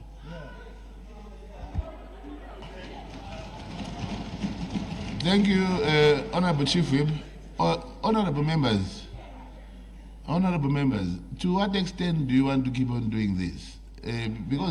Because we've all agreed here that no honorable member shall not get their chance to debate. So, which simply means that if you have any view contrary to what is being said by another member, you will have your turn to stand up and debate that. So these issues of points of orders and disruptions are not helping us at all. And even the people back there at home that are watching us on TV, what do they make of us? Honorable Mtodi, please carry on. You have got 5 minutes remaining. On a point of privilege, Mr. Speaker, sir. No, it's important, Mr. Speaker, sir. Actually, the government chief whip has taken words from my mouth. I was going to say, Mr. Speaker, the path that we are now taking as this house is very dangerous. To the extent that even those who are supporting the CAP 3 will find it very difficult to think that this parliament will do something good for this nation. So I was thinking that we need to reach a compromise, that may we say these issues of point of orders and what, they are now a thing of the past. Let's agree that even the Minister of Justice will also, even when we make certain errors that are understandable, then he should also not lead in the point of orders, because we end up reacting, because we are the same people. Yes. No. What has happened, Mr. Speaker? From our side, it was a reaction from inaudible interjections that were coming from this side.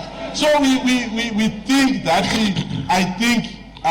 as you have said, Mr. Speaker, and as suggested by the government chief whip, may we respect this house. And we also think that from this side, we can also be paid researchers for the ruling part. They can take some good advice from what we are going to debate. Right. So we want peace, we want to debate for the benefit of this country. Thank you, Mr. Speaker. Right. You said a very mature thing that I hope all other honorable members can take and embrace. It's only good to have some sort of decorum, honorable members, and carry ourselves honorably. We cannot behave like hooligans because it doesn't then suit our status as honorable members. Honorable Mtodi, Honorable Speaker, I am going to allow you to enjoy your 5 minutes because you're being interrupted. Go ahead. Due to the disruptions, Honorable Speaker, point of order. I will skip some of my part of my speech, Mr. Speaker, say, and would require that it be recorded in the Hansard, Honorable Speaker. Say, I now go to the clause on the security services. Order, changing from order, Honorable Mutodi. Yes, Mr. Speaker, say, Honorable Matanyela. Say, we just agreed that let's try and minimize it's different, say. Very different. Ndaingokumbirawo kuti kana uchinge uri mumba ukanzwa chinenge chati kwatara, unoda kutarira kuti uone kuti gonzo here kana kuti inyoka. Tiri kuona mafoto achipaima mudenga umu. Muri kuvazivawo here?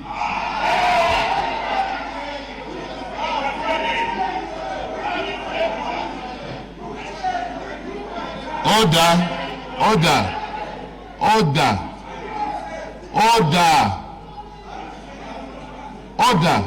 Honorable members. Honorable Mtori, please wind up.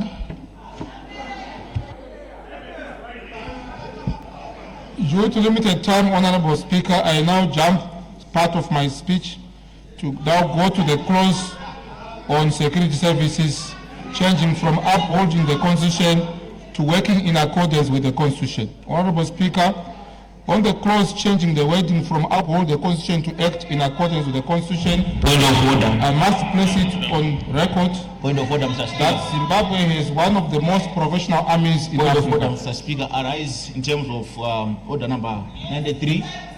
Order. Honorable Magumire, you cannot just stand up and start talking without being recognized by the chair. You can't do that. Thank you. Since independence, our men and women in uniform have been the bedrock to our peace, sovereignty, territorial integrity, and development in every sphere. They have discharged their duties with professionalism, loyalty, and dedication, even during years of economic collapse. However, Honorable Speaker, as we move from a purely presidential system to a fully blown parliamentary executive system, where the president is elected by parliament, the modus operandi must shift to suit the new normal. The doctrine we must adhere to is civilis sub lege, maius sub imperio, While citizens are under the law, soldiers are under command. When Parliament elects the President, we entrench potestas parliamentaria suprema, which is the supremacy of Parliament over the executive. Order, you have 1 more minute to go. If the military oath still says uphold or defend the Constitution, that oath wording can be read as we defend the Constitution against anyone who threatens it, including Parliament and the President. This gives the military a political role of guardianship. By changing the act to in accordance with the Constitution, we again answer the question, who guards the guards? The answer, Honorable Speaker, is the courts and not the barracks. Therefore, under the new law, the military's job becomes obeying lawful civilian orders from Parliament and the President, with constitutional disputes settled by the Constitutional Court. This prevents any claim that the military must defend the Constitution against parliamentary votes that it dislikes. Germany did it in 1956, and it shifted when it shifted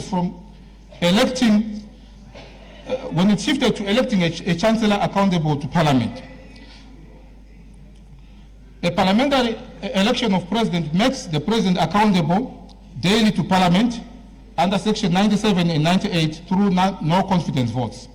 If the military oath says uphold the Constitution, but Parliament can remove the president, we also create ambiguity. For instance, who does the military uphold when Parliament and the President disagree? Who does the military obey when Parliament removes the President? This new wording, obey orders in accordance with the Constitution, removes this contradiction. It harmonizes the oath with the new structure under the doctrine Tempus Regit Actam. The law must match the time and structure it governs. In conclusion, Honorable Speaker, I would like to urge all members in this August House to support Constitutional Amendment No. 3. Let us choose stability over crisis, procedure over speculation, and salus populi over partisan interest. I thank you, Honorable Speaker. Point of privilege, Mr. Speaker. Thank you, Honorable Mtodi. Point of privilege, Mr. Speaker. Honorable Kareni. Yes, Mr. Speaker. Did you not agree to let this thing flow? No, it's just a few minutes, Mr. Speaker. Okay, you may go ahead. Thank you, Mr. Speaker. Mr. Speaker, ndine chichemo chandinacho. Mukatarisa listi ramuinaro, Mr. Speaker, rine vanhu vazhinji vari kuda kutaura. Vamwe takabvira nezuro tichingodawo kutaura asi tiri kutadza kuwana mukana. Mr. Speaker, kana tati nguva yemunhu i20 minutes, let's stick to 20 minutes so that we also allow others to speak. Ameno kuti mukuzitorera muchizevera kupi izvozvo because tiri kuchengeta nguva chaizvo asi chinhu chiri kudya nguva ma-points of orders asingaperi and inini sacheya panapa ndine mvumo yekuita indulge munhu kana ndira kumuindulge muchaziziva izvozvo zvirimo mu-standing orders endai munoverenga. Right. Order, honorable members. I wish to recognize the presence in the Speaker's gallery of the Vice Chancellor of the Harare Institute of Technology, Professor Engineer Kanukamwe, and his team.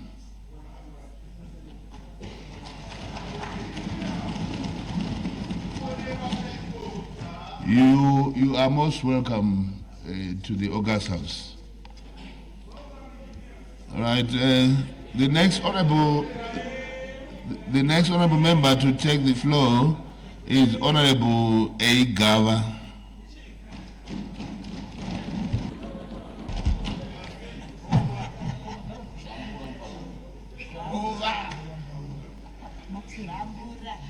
Maita basa mubati wechigaro nekuti panguva yekuti nditsigire bhiri richangopinda muno mudare reparamende.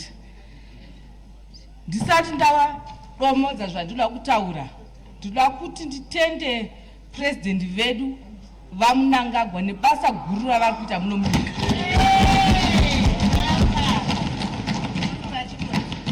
kana tichinge tauya muno mudare paramenti, Mr. Speaker, tinenge tichida zvido zvevanhu kunyanya. Ndakamirira kwandinobva ndichimirira madzimai eMarsh West. Vanditi tiendai munopedzisa zvatakawirirana kumusha kusapota bhiri reke.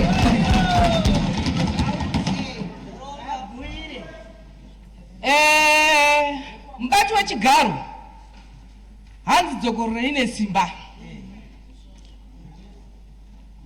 Tichitarisa pakuwedzerwa kwemakore mashoma anoita maviri, zvinhu zvakanaka chaizvo, nokuti isu muno mudare reparamende mamwe ma-MP edu vane maprojekti anenge asati apera. Saka zvakanaka kuti vanhu vanyatsopedzisa basa ravo vasingamhanye. On a point of order, Mr. Speaker, sir.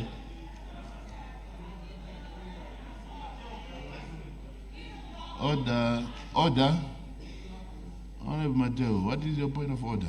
Thank you for indulging me, Mr. Speaker, sir. Mr. Speaker, I thought we said we need to stick, like what the Honorable Minister said, we need to stick to the bill.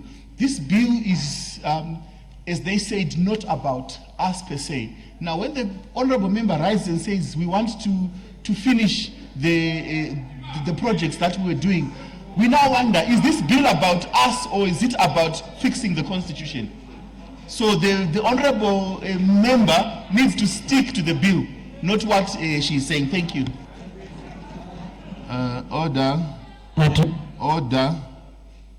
Honorable Mateo, I thought even the Speaker, when he was here, clearly articulated the issue of saying that there are so many ways of killing a cat. So, can you allow this cat to be killed in whichever way? The end result is that we want the cat to be killed. Honorable Gaba, can you please go ahead? Maita mubati wechigaro, regai ndichienderera mberi pakusarudzwa kwaPresident nenhengo dzeparamende.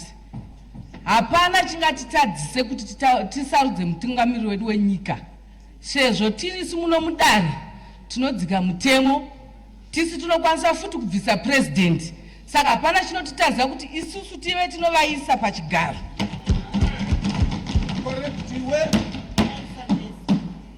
Hanzi nevamwe vaimbi kopai madhoi rakanaka. Takatasa paSouth Africa neBotswana, nhengo dzeparamende ndo dzinongosarudza mutungamiriri wenyika. Saka isusu muno mutoda kutombokopawo dhoi rakanaka.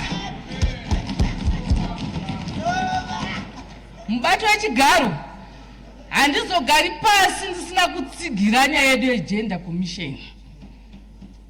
Nokuti munongoona kuti isusu madzimai tiri muno muparamende, ibasa ravo toda kuti irambe iripo, mazvita zvenyu.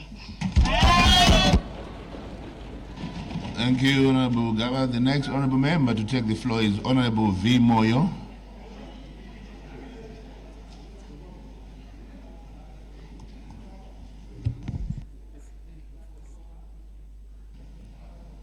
Ngithanda ukubonga leli thuba somlomo wedale leParliamente ngisithi ekuseni enhle somlomo. Ngiyabongeka kaMoyo. Ngiyabonga. Isithanda ukuthi ngibeke umbono wami ngalesikhombiso sosekelo sombuso esiphambo kwaleli dale elihloniphekayo.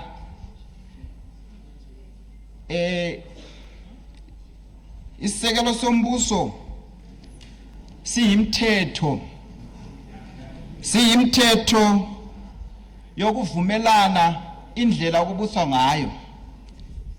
Isekelo lombuso njalo yiluhlelo olusincedisa ukwebelana amandla ezigabeni. Bengikhangela ngiphenya lapha ke somlomo ngananzelela ukuthi ke kusukela ngo1979 lapho ke okwakulwela khona izibuse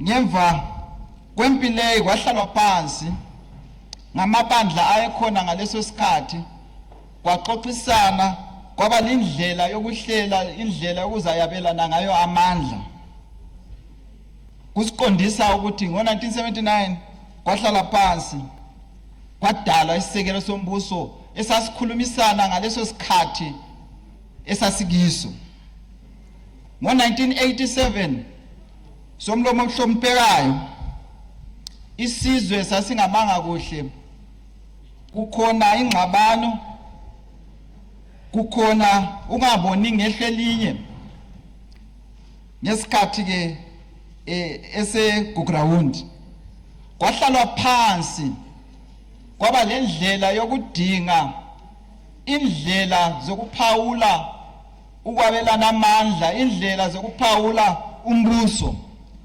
kwaya ngesikhathi sa ku 2008 sivela ekhethweni kwahlala phansi kwaxoxiswana indlela zokuthi ke imithetho isisekelo sombuso siyabe siminjani ngo2017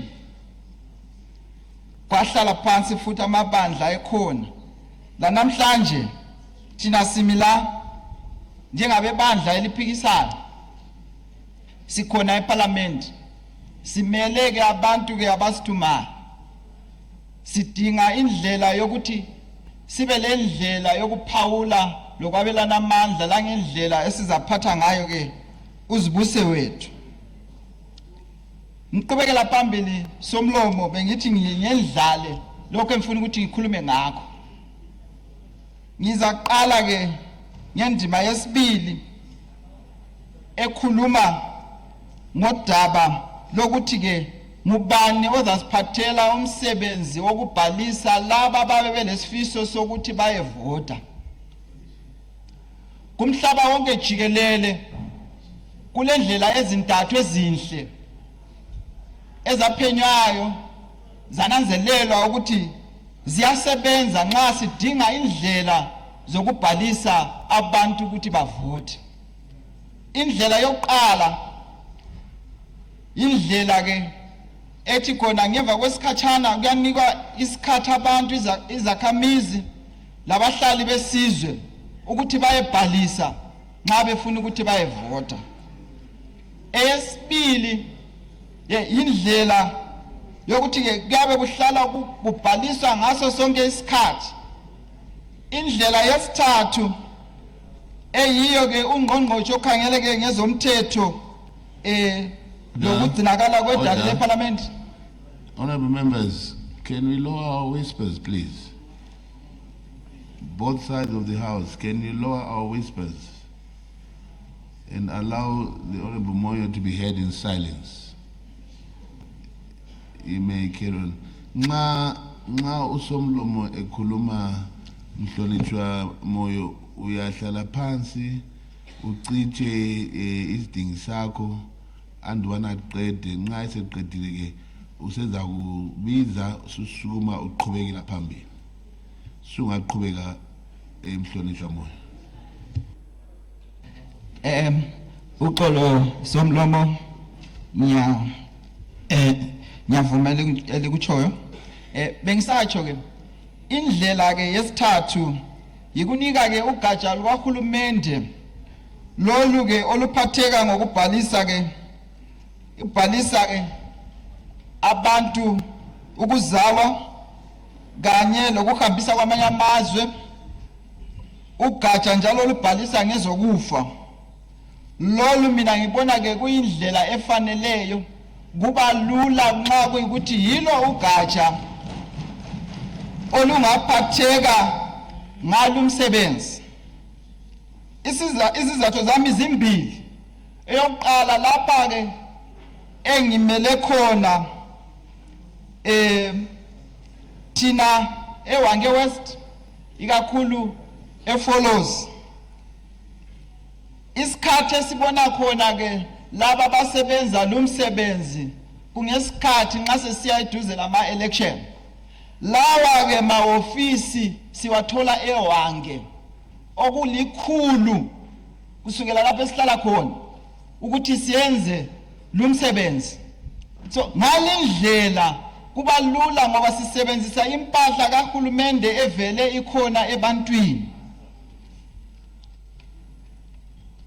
Yona ke ikomishini leyo ekhangela ke ngezama election yadalwa ngo-2004. Ngikhangela ke ngendlela abasebenze ngayo sonke siyavuma kanye longqongqoshe ke uyavuma ukuthi ke kukhona ke lapha ke abahluleka khona. Sona isizwe sakithi sivele ke thina siyashota ngokwezemali. So angiboni kusiba ngcono kulalokho abakwenzileyo. Yikho ngisima ngalomcijo ukuthi ke lugatsha lwahulumende oluvele ke lukhangela ngezokubhaliswa lube yilo olukhangela ke ngezokhetho.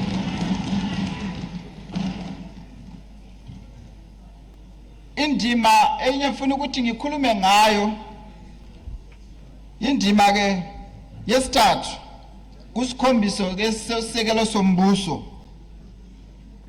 iZimbabwe ilizwe ke elisakhulayo kwezomnotho, elisakhulayo kwezombusazwe. Ngakho ke kuvamile ukuthi ke ngesikhathi kusiya ekhethweni siyahlukana ngemihlobo, sihlukane ke njalo sibe lohlupho lokuthi ke ugatsha olukhangela ke ngemsebenzi yokuphawula ke ezokhetho igcine ibuthakathaka ngenxa yokuthi imali yamele ibancedise iyabe isilela, kugcina kusenza umsebenzi wabo bengawenzi ke ngobunono. Bengiloyisa ke somlomo, ngiyahlonipha ke okubekwa lapha ke ngungqongqoshe malana ngokuthi ke amalunga edala eParliament abe lawa amandla ukukhetha ke umongameli. Kodwa ngingami khonapho ukhulumile ke ungqongqoshe wathi ke lo indlela yokwehlisa isikhudumezi ngesikhathi sokhetho. Bengiloyisa mina ukuthi hayi kasingakucinisi kumongameli, asikwehliseni kanye lamalunga ke edala eParliament kube khona ukuthi ke inani lamadala eParliament abuyayo lapha libe linani eliyabe litholwe ke yilelo bandla. Lokho siyakubona kwamanye ke amazwe anjenge South Africa esikhuluma ngayo, esithi singakopa ngayo. Amalunga eParliament eSouth Africa abuya ngenani elabe litholwe ngalelo bandla elabe lihambile ephathini. Kuyindlela yokuthi sehlise ke isikhudumezi. So kasingakuqinisini kumongameli, asikwehliseni sibuye la seParliament.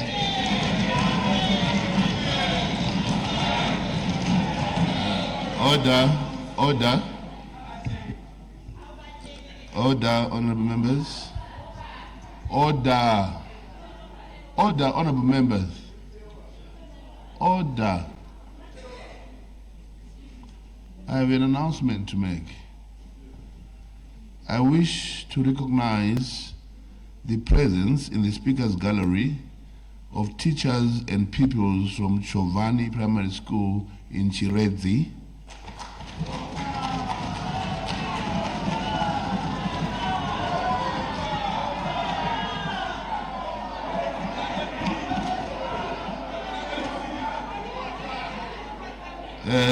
Order. You are most welcome to the Augustas. You may take your seats. No privilege, Mr. Speaker. You may take your seats. No privilege. Order.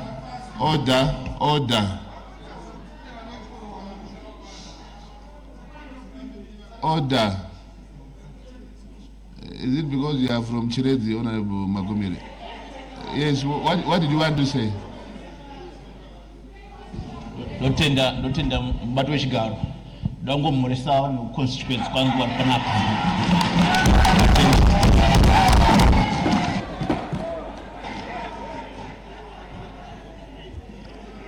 Order. Order.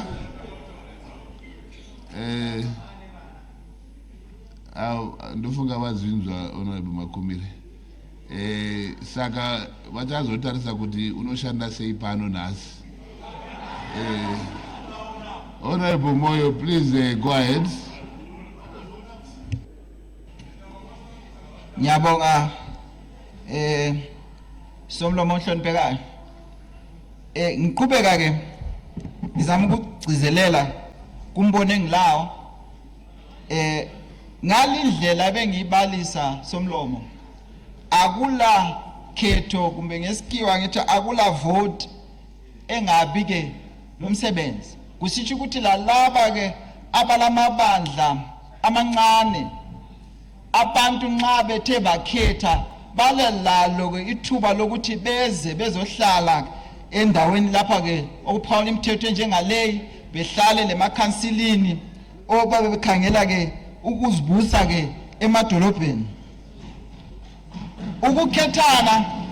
ukukhethana ke ninani lwakhuthaza ukusebenza ndawonye kwamabandla wonke njalo ke kuyavikela liyana ngoba siyazi ukuthi ke ezambeni asifanani bakhona abanye abangomali yavuza imali yabiningi kodwa ngalindlela bafuna ukuthi bengene kulezi isikhundla nje ukuthi bazincedise mhlambe kumabhizinisi but ngalendlela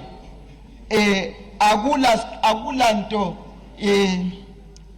engcwele ngakubeka ngalolu hlobo akula nto engcwele ngoba inani liyabe lisitsho yilo ke elenza ukuthi umuntu agcine ke engena ke kuma office indaba yami yokucina somlomo ngizakhangela ke kundima yamachumi amabili lanye ekhuluma ke ngokuthi abakhokheli bethu bomdabuko bekwanise ukuphatheka ke kwezembusazwe siyazi ukuthi kwesinye isikhathi indaba zethu zombusazwe ezweni zicina siba ngumbangazwe bengilalele umbiko ovele ke kumgcini sihlalo wekomiti yokulunga ewuhlaziya lapha utshilo ukuthi induna lazo zeza phambi kwekomiti esimeleyo zabeka umbono wabo izinduna zona ngokwazo zathi hatshi ukuthi babe baphatheke kwezombusazwe bebona ngani akulunganga ngakho lami ngima ngombono wezinduna ngoba yibo njalo ke abasikhangelele kwezemasiko lokuhlala kuhle kwabantu so ngifuna ukugqiba ngalokho ukuthi hayi asiuhlonipheni umbono wezinduna ngibonga ngaleli thuba somlomo ohloniphekileyo.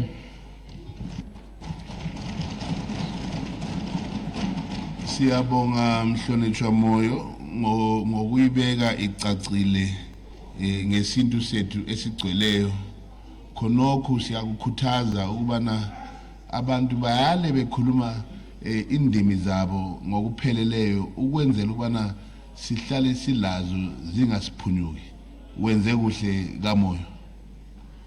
The next one member to take the floor is Honorable Esingwenya.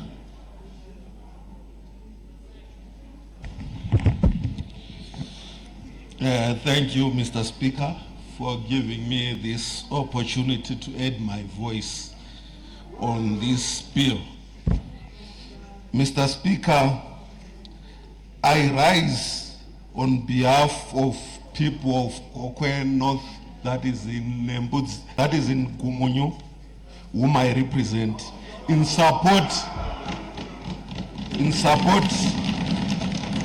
of this bill, that is CAB number 3 of 2026.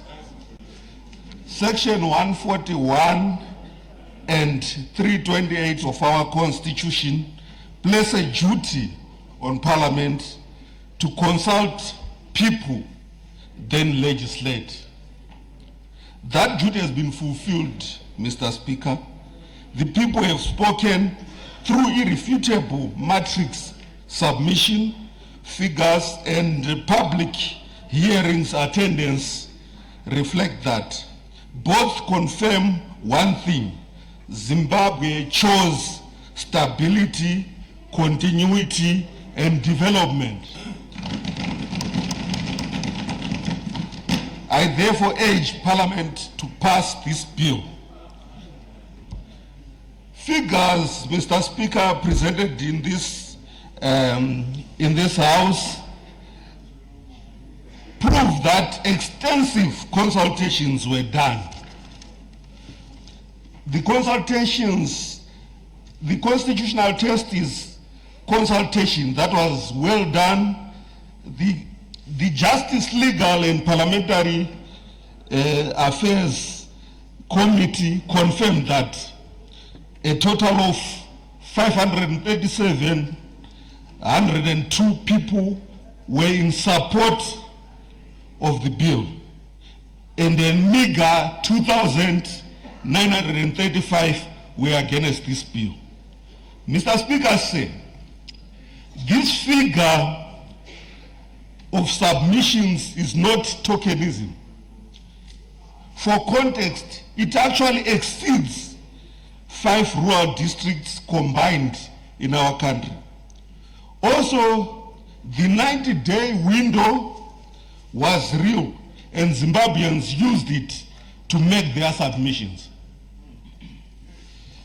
Mr. Speaker, when COPAC was tabled in 2013, we celebrated 1 million views over 2 years. But here, we had only 90 days focused submissions, and over 1 million, over 500,000 people made submissions.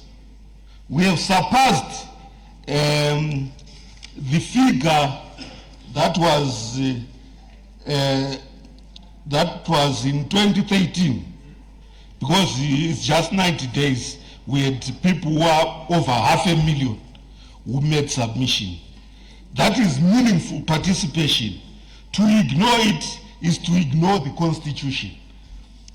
Public hearing figures show majority support. Mr. Speaker said numbers must be verified on the ground. So Parliament held hearings from 30 March to 4 April across all 64 districts. Even the independent observers like the Zimbabwe Human Rights Commission acknowledged that the consultations were highly attended and included a broad section of women, men, youth, older persons, and persons with disabilities. Venues were publicized and were accessible, and facilities for written submissions were availed. Most critically, Mr. Speaker said, Zimbabwe Human Rights Commission indicated that across all monitored venues, most submissions were in support of CAB number 3.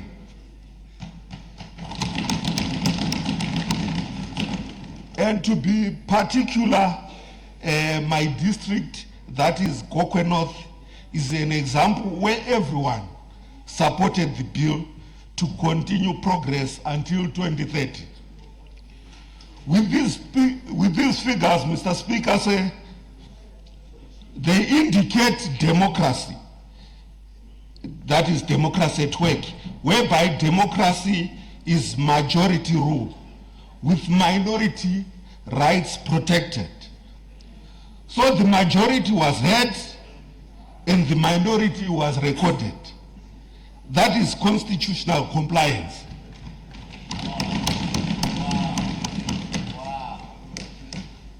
Mr. Speaker, say, we are legislators, not spectators. Our job is to translate what the public has said into law. Order. Mr. Speaker. Order, Honorable Ngwenya. Take your seat. I think there is a reckless tendency by some member here to be calling people's names who are not part of this house. And I think our standing orders prohibit us talking about other people who are not in this house. So there is that honorable member who shouted that the honorable member debating is his speech written by somebody else who is not in this house. I think that's being very, very irresponsible.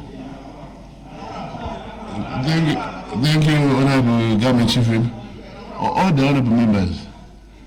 But where are we going to draw the line for respect and decorum, honestly, if we are going to behave that way? We can't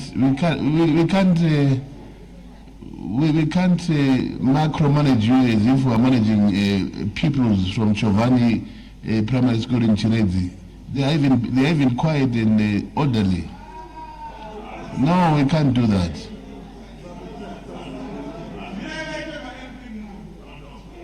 Please don't do that. I want to beg of you to actually exercise a bit of restraint and respect for each other, please. You may go ahead, Honorable Ngwenya. Thank you, Mr. Speaker. I had actually indicated that as legislators, we are not spectators. Our job is to translate public will into law. The public will is documented.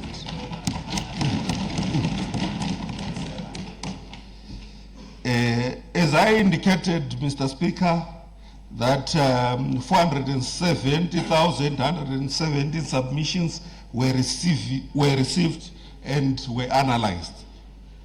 There was high turnout in all 64 districts, and a cross-section of society was present, as I earlier indicated.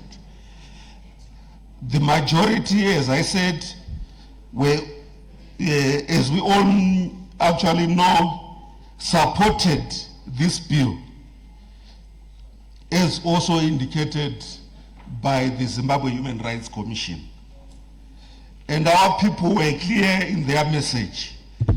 They wanted development, stability, completion of Vision 2030 projects.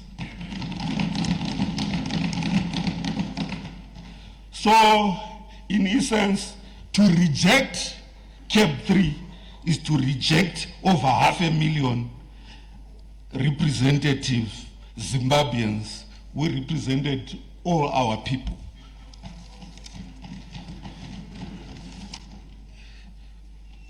These people were all in favor of the bill, and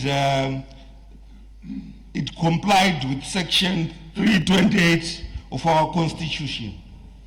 So to pass CAP 3 is to honor Section 141, which speaks to public involvement, which was done. I therefore call upon all honorable members in this House to observe the will of the people. People have decided. Let us obey them as their representatives by passing this bill. I thank you, Honorable Speaker. Thank you, Honorable Ngwenya. The next honorable member to take the floor is Honorable P. Moyo.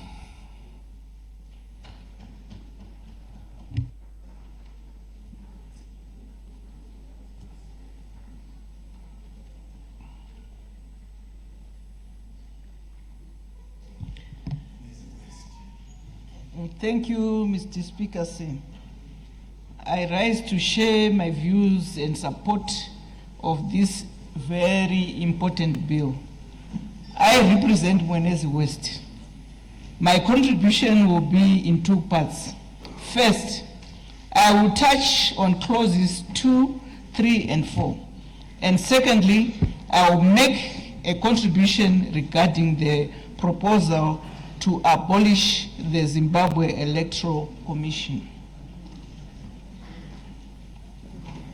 Mr. Speaker, regarding clause 2, which proposes that the functions relating to the registration of voters be transferred to the Registrar General's office, I concur with this and support this proposal, given that the office is the custodian of birth and death records in the country. This therefore means that the records will be accurate and up to date, which will enhance the credibility of the voters' roll. With respect to clause 4 of this bill, which provides that the election of the president is now to be conducted in parliament, this proposal is most welcome as it aligns with practices in other countries within the region and elsewhere. Most of these countries have been mentioned before. In doing so, parliamentarians will be exercising the representative role bestowed upon them by other constituencies. The proposal to extend the electoral cycle and consequently the terms of office of the president, members of parliament and the council from the current 5 years to 7 years is also welcome.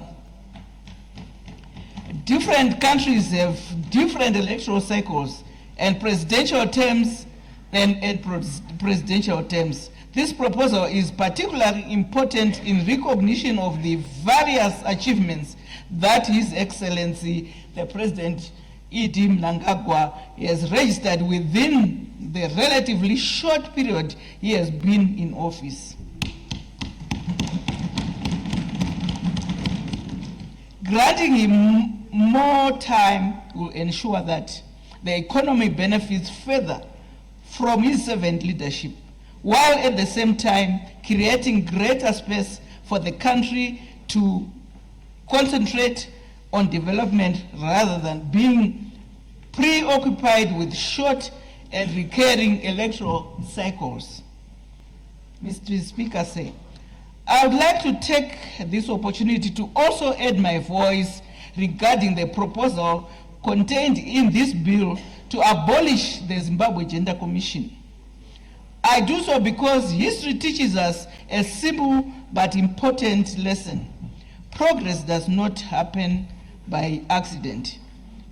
Equality does not emerge on its own, and gender parity is not achieved simply because we declare it to be our national aspiration. It requires institutions, it requires commitment, and it is dedicated mechanisms that wake up every day with one mission and one mission alone: to ensure that women and girls enjoy the full promise of equality guaranteed by the Constitution. Honorable Speaker, for many years, nations across the world believed that gender equality could be achieved simply by incorporating gender issues into the work of existing institutions. But over time, a different reality emerged. The reality was that when everyone is responsible for gender equality, too often no one is accountable for it. The reality was that gender concerns were frequently overshadowed by competing priorities. The reality was that, despite good intentions, women continued to face barriers in political participation, economic opportunity, access to justice and decision-making. And so the world learned a lesson. Mainstreaming alone is not enough. There must also be specialized institutions whose sole purpose is to champion, monitor, protect, and advise gender equality. And advance gender equality, I will take that again. That is why, Mr. Speaker, say, the international community did not move away from specialized gender institutions if it moved towards them. The United Nations recognized this need when it established the UN Women as the lead institution for gender equality within the UN system. The United Nations also maintains Commission on the Status of Women, the principal global body dedicated exclusively to advancing gender equality. The lesson from the United Nations is clear. Gender mainstreaming works best when there is also a strong specialist institution with the authority to coordinate, monitor, and hold systems accountable. Mr. Speaker said, the lesson has been embraced by our own continent. The African Union established the Women's Gender Development and Youth Directorate as the central institution responsible for advancing gender equality across Africa. But the African Union did not stop there. It created specialized mechanisms such as the Special Rapporteur on Rights of Women in Africa and AU Special Envoy on Women, Peace and Security, because it understood that women's rights require focused attention, specialized expertise, and dedicated accountability mechanisms. In other words, the African Union itself recognizes that gender equality cannot simply be absorbed into broader structures and expected to flourish. Honorable Speaker Singh, across the continent, regional economic communities have reached exactly the same conclusion. The COMESA established a Gender and Social Affairs Division to provide leadership and oversight on gender issues. The East African Community maintains a specialized gender community development and civil society sector. The IGAD created a dedicated gender department to support harmonized gender policies and mainstreaming efforts, while the ECOWAS Gender Development Center was established as a specialized institution focused exclusively on advancing gender equality within West Africa, just to mention a few. These institutions are different in structure, different in mandate, and different in geography, yet they all point to the same conclusion. When nations and regions, let me take that again. When nations and regions become serious about gender equality, they create specialized institutions to drive it. Honorable Speaker, even the European Union, often regarded as a global leader in governance, innovation, follows the same model. While gender equality is mainstreamed across all EU policies, the Union established the European Institute of Gender Equality as a dedicated institution responsible for research, monitoring, knowledge generation, and institutional support. It was recognized that the mainstreaming and the specialization are not competing ideas. They are complementary ideas. One ensures that gender equality is everyone's responsibility. The other ensures that somebody remains accountable. Honorable Speaker said, This is precisely the role played by the Zimbabwe Gender Commission. The commission exists because drafters of constitution recognized a fundamental truth that equality requires a champion. It requires an institution that monitors compliance. Mr. Speaker, if the global trend is towards strengthening specialized gender institutions, why should Zimbabwe move in the opposite direction? If the world has concluded that gender equality requires dedicated oversight, why should we dilute that oversight? If others are building specialized institutions, why should we dismantle it?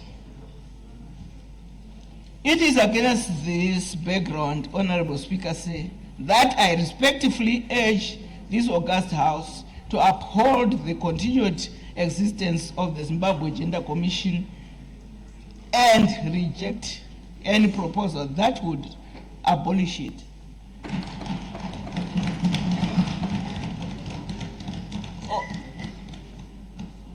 Thank you, Mr. Speaker, for giving me this opportunity to add my voice to this very important constitutional amendment, Bill No. 3. I thank you. Thank you, Honorable Moyo. The next honorable member to take the floor is Honorable J. Makuwire.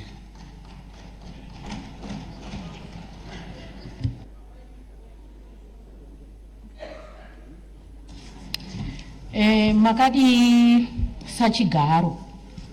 Tinosimba makadi imi. Tinofara. Ndinotenda nimukana wamandipa kuti ndiso mashoko angu maviri maererano nebumbiro redu ratakatarisana naro zuva ranhasi. Ini ndiri kuda kutaura pamusoro pezvikamu zviviri. Chikamu chekutanga chandiri kuda kutaura pamusoro pacho ndechekusarudzwa kwemutungamiriri wenyika. Inini ndinoti ndakasarudzwa nemadzimai eHarare province zvine mutsindo.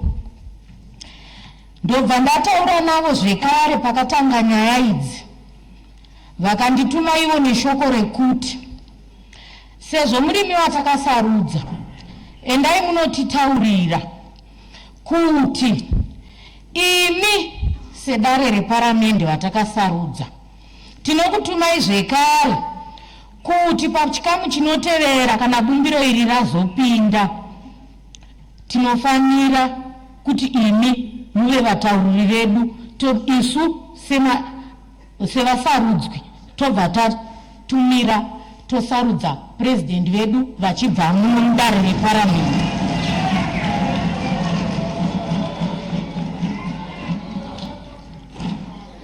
Shoko rangu rechipiri ndoda kutaura pakuwedzerwa kwemakore. Makore edu 5 aya ndinoona zvakanaka fani kuti awedzerwe nemamwe 2. Sei ndichidaro? Ndinoona sokuti patinoita sarudzo dzedu apa tinonyanya kumarana, kutukana nehama. Zvinobva zvanovambukira kumakore 2 pa5 aya atagara tinawo. Zvobva zvakonzera kuti tirambe tichivavana tisati tagadzirisana. Saka pakawedzerwa mamwe 2 makore. 2 aya oita ekukumbirana ruregerero kutovana kudidi, 5 oita ekushanda.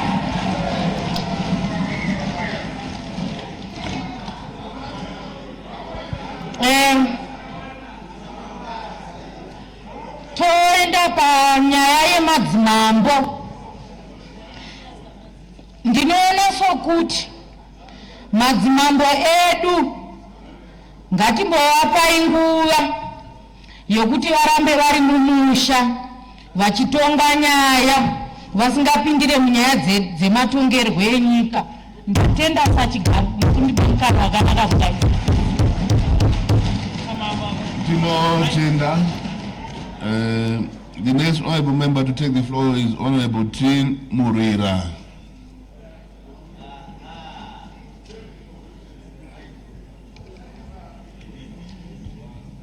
Maita henyu batu wechigaro nekundipawo mukana wokuti ndiisewo mashoko angu mashoma pamusoro penhau yakauya naministers ziyambe. Tinoda kukutendai minister nekuti makauya nenyaya iyi nguva chaiyo. Regai ndichataurawo nyaya dzangu mbiri. Yekutanga inyaya yekuwedzerwa kwemutungamiriri makore. Regai nditaure ndichiti kunyaya kuwedzerwa kwemutungamiriri kwemakore maviri hakuna kuipa, nekuti tinoona kuti nyaya zhinji kana tikaenda kumaelection kune vanenge vasina kubvuma kukundwa, vanenge voenda kumadzitare 3 years dzichipera tozopedzisira toshanda makore maviri. Tinoda kuti tine maprojects akawandisa ari kuda kuti ashandwe. Asaka maprojects iwayo kana makore maviri aya akawedzerwa akaita manomwe, zvakureva kuti nguva yakakwana yekuti ishandwe inenge yavepo. Maprojects iwayo anowanikwa achipera. Saka tiri kuti kuwedzerwa kwemakore maviri hakuna kumboipa, ngakuenderere mberi. Tiri kukusapota sekurehwa kwakaitwa nevemashist, madzimai ose atinotungamirira.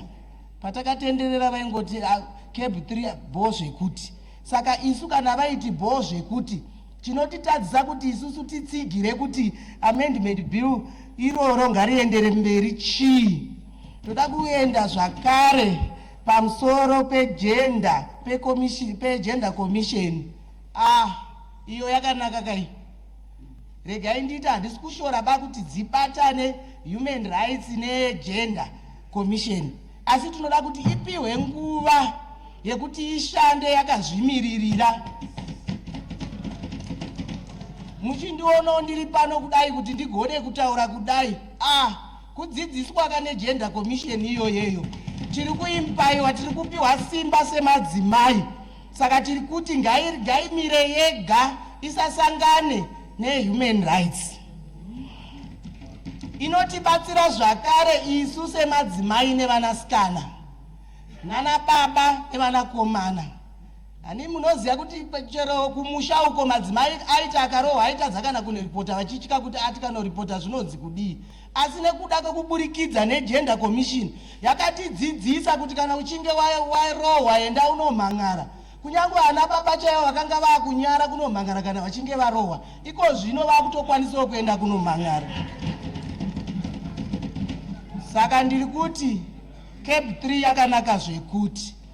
Ndekuti zvandiri kuti yakanaka zvinoreva kuti patinosvika 2030 munhu wese anenge akura mupolitics panenge pasisina kumarana. Tinenge taakutaura language imwe chete sevana veZimbabwe. Amen. Amen.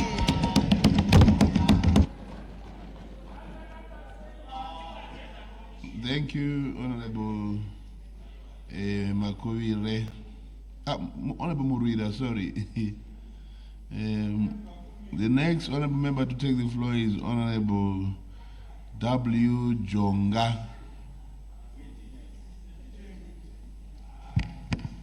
Maita basa mbatu wechigaro nekundipa mukana uno.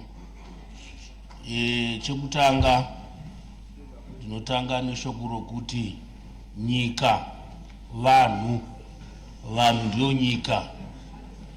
Zvazvinoreva ndezvokuti ndisu tinogadzira mitemo yatinoda kuti tigorarama mairi, iyo mitemo yacho ichiraramawo zvakare matiri. Takaenda kumabhaibheri anoverengwa kunonzi kune Old Testament neNew Testament, zvichireva kuti panguva Jesu asati auya kune zvaiitwa. Jesu paakazouya akauya akashandura kuti aiwa chiita izvi. saka ndo zvimwe chete neconstitution atiri kutaura nezvayo pazuva ranhasi kuti hatitadze kuivandudza zvichienderana nezvatinenge tichida kuti tigoita munyika medu nokuti Zimbabwe ndo yedu.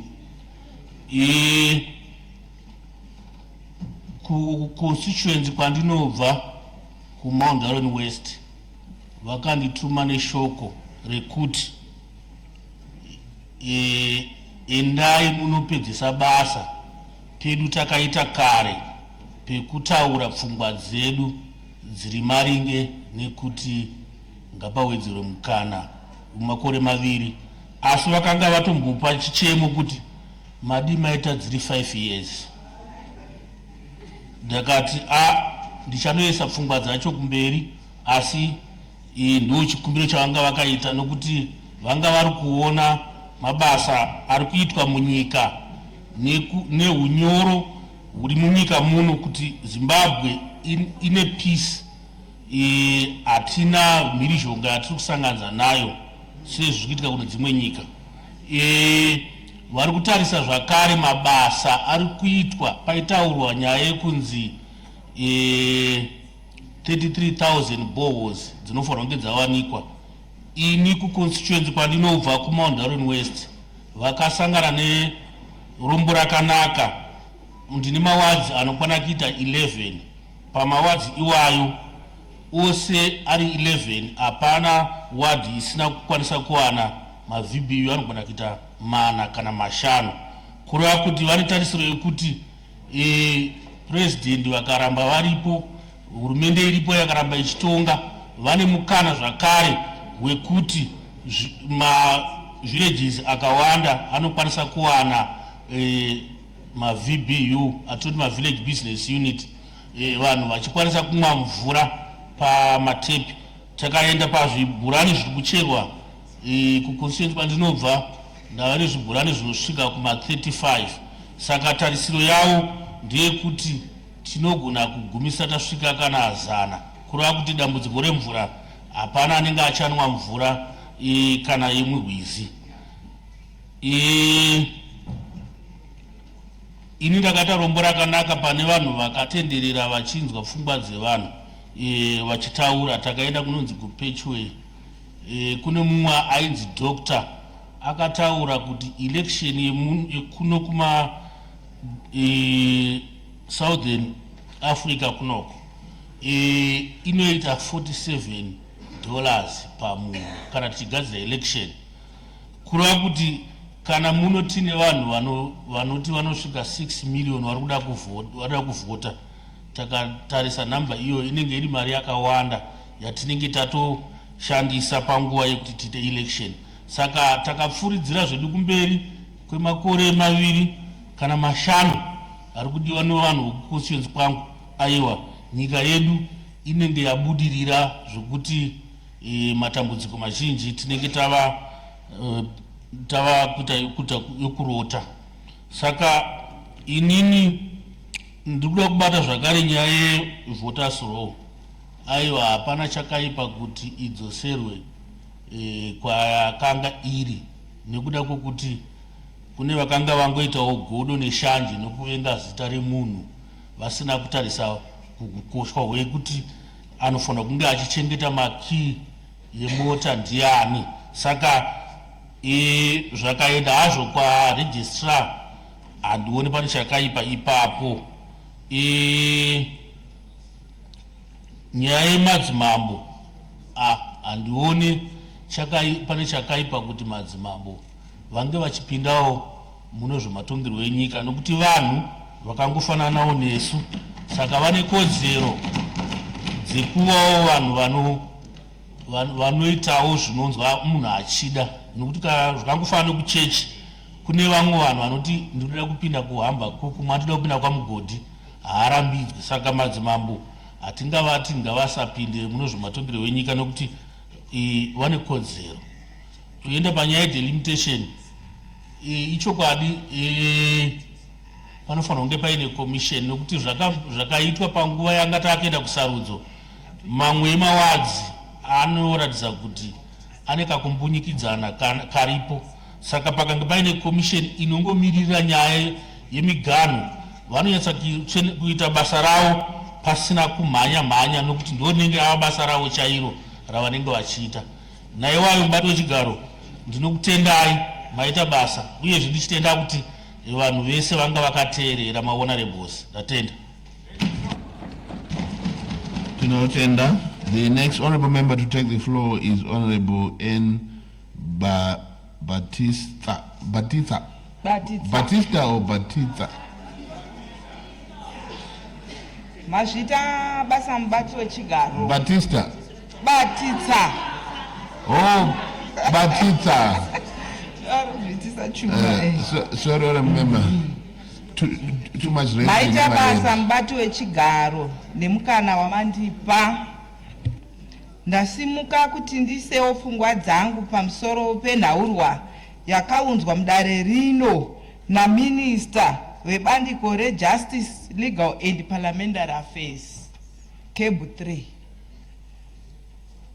Mubati wechigaro pane nyaya yakataurwa mubumbiro iri maererano nenzira ichashandiswa kusarudza kwemutungamiri wenyika. Ndinoona zvakakodzera kuti mutungamiri wenyika asarudzwe nevamiririri vedare reparamende.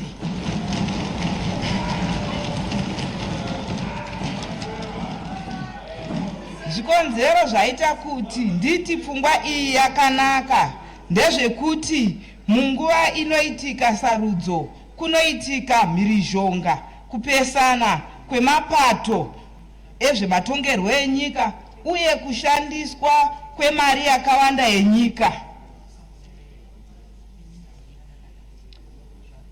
Tine dzimwe nyika dzakatikomberedza dzinoshandisawo nzira iyi pakusarudza mutungamiri wenyika. Naizvozvo tinotsigira pfungwa iyi.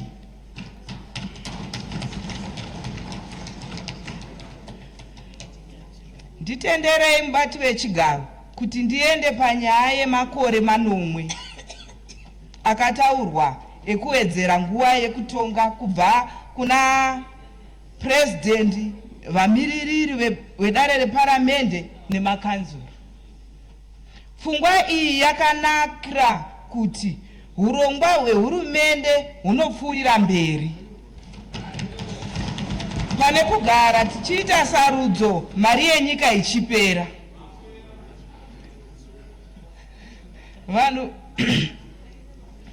Vanhu vanoshuvirawo kuuya kuzoita mabhizimusi munyika medu vanouya nekuti nyika yedu inenge ine runyararo.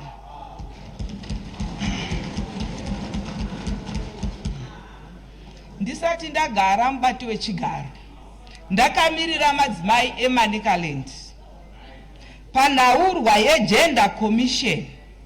Ndiri kuti dai yaramba iriko isaendeswe kuHuman Rights, nekuti nyika yedu inozivikanwa nekuweshasha pakuchengetedza bumbiro remutemo maererano negender. Mazvita.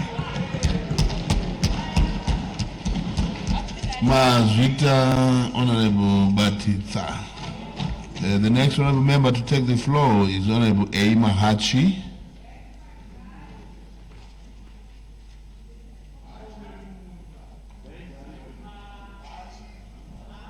He's not there.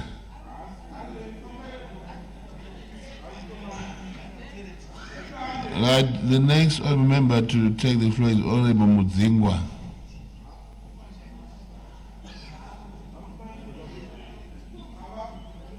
They're not there. Then the next honorable member to take the floor, Honorable Mahachi. Where were you? You may take the floor, Honorable Mahachi. Thank you, Mr. Speaker, sir. A minute.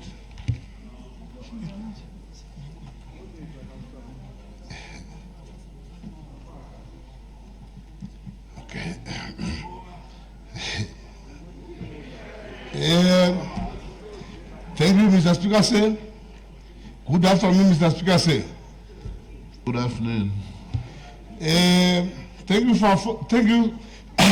Speaker, sir, for affording me an opportunity to debate the constitution of Zimbabwe Amendment Bill No.3 of 2026, also referred to Escape 3, and to present the views of the patriotic people of Mutare North. As the representative of the people of Mutare North, I rise to lend my unequivocal support to all provisions of the Constitution of Zimbabwe Amendment Bill number 2023-2026, which in my considered view seeks to strengthen the architecture of governance, enhance institutional effectiveness, and advance long-term developmental aspirations of our nation. However, my debate will focus on the following provisions. Firstly, I support the proposal to extend the tenure of the President and Parliament from 5 to 7 years. The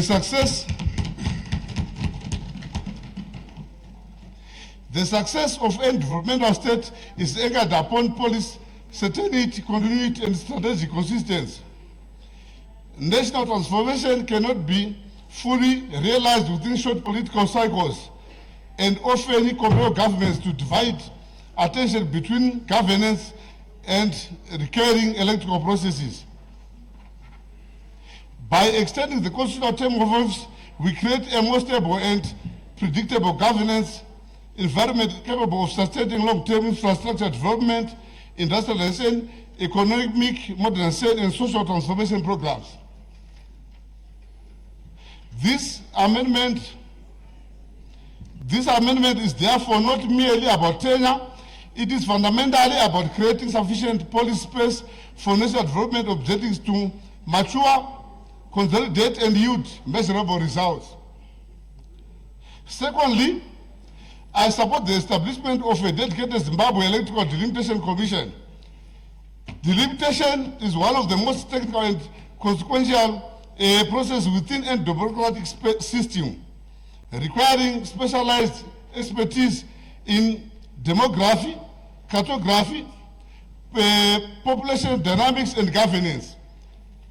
By creating a distinct institution responsible for this function, the amendment strengthens the institutional professionalism, promotes administrative efficiency, and enhances public confidence in the delimitation process.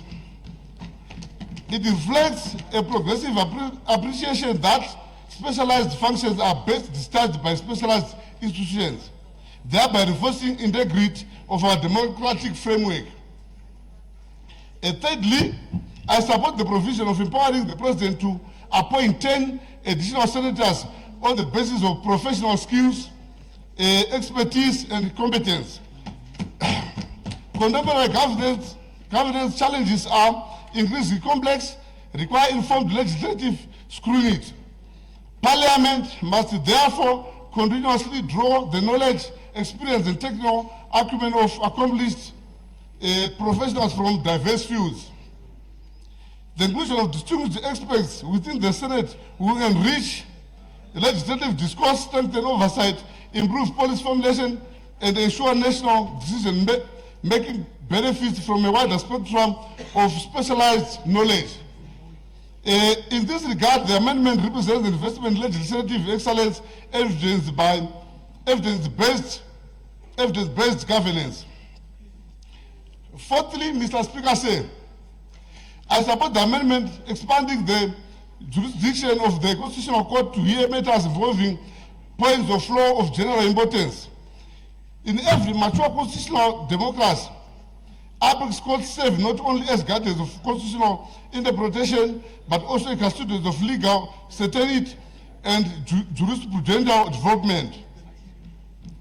This amendment empowers the Constitutional Court to pronounce itself on issues of significant public interest whose resolution may have far-reaching implications of governance, administration, and the rule of law. In doing so, it promotes legal clarity, strengthens judicial oversight, and contributes toward the coherent development of Zimbabwean jurisprudence. Fifthly, I support the consolidation of gender equality functions within the Zimbabwe Human Rights Commission. The promotion of gender equality remains a fundamental constitutional imperative that must be pursued with the vigor and commitment. By integrating these functions within already established constitutional commission mandated to protect and promote human rights.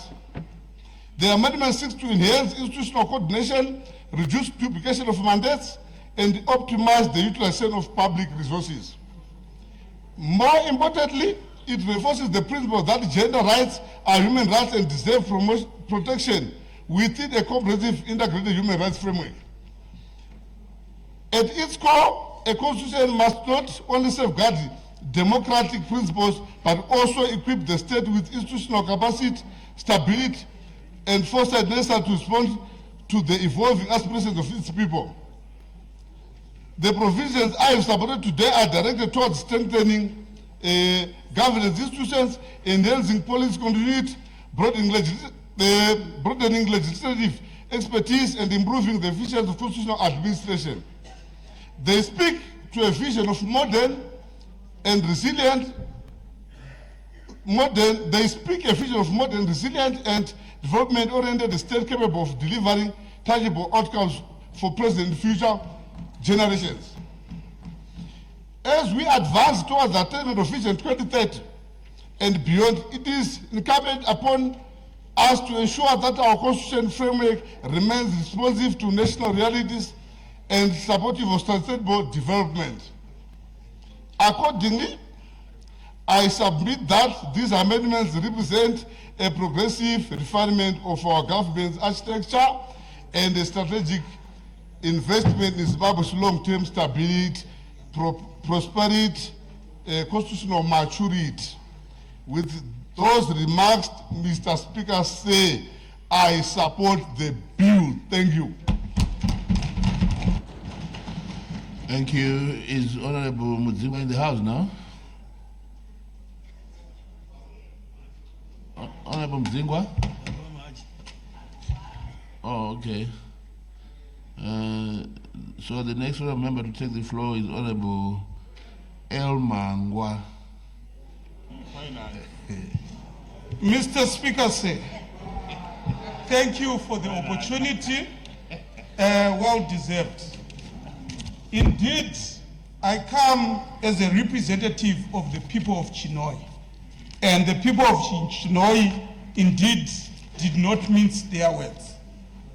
My experience of the last 100 or so days has been different from the one that has been painted predominantly in this House. Mr. Speaker said, the people of Chinhoyi started by not being happy by the fact that the consultations scattered the provincial capital, Chinhoyi. Mr. Speaker said, I'll be forgiven for concluding when I read that there were 1,472 rejection emails to conclude that they all came from Chinhoyi. I'll be forgiven for saying that. Because, Mr. Speaker said, I took time intently over the time to interact with men on the streets, unemployed graduates, the war veterans, some of which reminded me that Chinhoyi is the birthplace of the second Chimurenga, and indeed not Galibo. The civil servants that whispered their thoughts, fearing reprimand, the carefree university students, the indigents, the elderly, and the disabled, the political activists, including those from the ruling party that cannot fathom Mangwa voting for their president. Mr. Speaker said, in the majority of the submissions, even in my family group, the consensus was that the bill is misplaced and takes away from the people rather than giving them anything. I will not labor on issues that have been ventilated at length by honorable members before me. I choose to restrict myself to a few angles. But before that, as I prepared for this debate, Mr. Speaker, say, these words from one of our SRC leaders during my university days kept ringing in my ears, and indeed will shape my submission together with the pastoral letter from my spiritual fathers, the Zimbabwe Catholic Bishops' Conference. I am a proud Catholic, and I abide by the guidance that I was given. I start by quoting the bishops in their submission. They emphasized that they are merely speaking as a moral and civic voice. And they further said, a constitution is not just a legal document, but is a solemn national covenant born out of sacrifices, aspirations, and sovereign will of the people of Zimbabwe. As such, the constitutional amendments that we seek to do must strengthen. Order, Mangwa. Yes, what's your point of order, Honorable Joe? Mazvita, Honorable Speaker, say, Honorable Mangwa, zvavari kudhibheta pazviri zvakakepchwa neripoti yakaprezentwa naHonorable Chair wePortfolio Committee. So tobva tazviadopta, so hazvina need yoti vazvidzokorore mazvita iyi. Order. Ndichadzokorora zvakare kuti katsi inouraya nenzira dzakasiyana siyana sezvataurwa navaspika vedu. Saregai katsi ingourayiwa nenzira dzakasiyana siyana. Hamuna kuinzwisisa, Mr. Speaker. Ndiri kutiko point yavo iri muripoti yekomiti, Mr. Speaker. Order.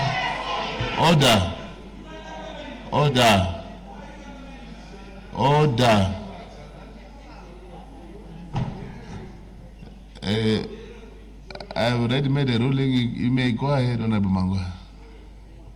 Thank you, Mr. Speaker, for asserting kuti kuchinhoi semakorekore tine maurayiro edu ekatsi. Saka semakorekore tichauraya tichidaro. As such, constitutional amendments must strengthen rather than weaken the safeguards public confidence in institutions. And indeed, Mr. Speaker, as I wrap up my introduction, allow me to quote the words from my SRC leader then. Pride always asks, is it popular? Greed always asks, is it beneficial? Fear always asks, is it safe? But, Honorable Speaker, the conscience always asks, is it right? As I proceed with my presentation, I'll be led by my conscience. Mr. Speaker said, as I listened with intent to Honorable Ziambi, who by the way is also from my province, I listened as he said the words that rang the same bell, and indeed the same bell as the jingles that we have been subjected to in the last 90 days. Mr. Speaker said, I will not take all the angles, but the majority of my presentation, I will talk to the notion that there is need for projects to be completed. And for projects to be completed, there is need for us to extend the term limit. Mr. Speaker said, I listened also carefully as the first presenter, Honorable Matema, came with a very sophisticated word of describing CAP 3 as a vector. As he described it as a vector, he said it's a quantity that is two things, direction and magnitude. Order, honorable members, order. Take your seat. I say order. Can Honorable Mangwa please be heard in silence? Order. You may continue.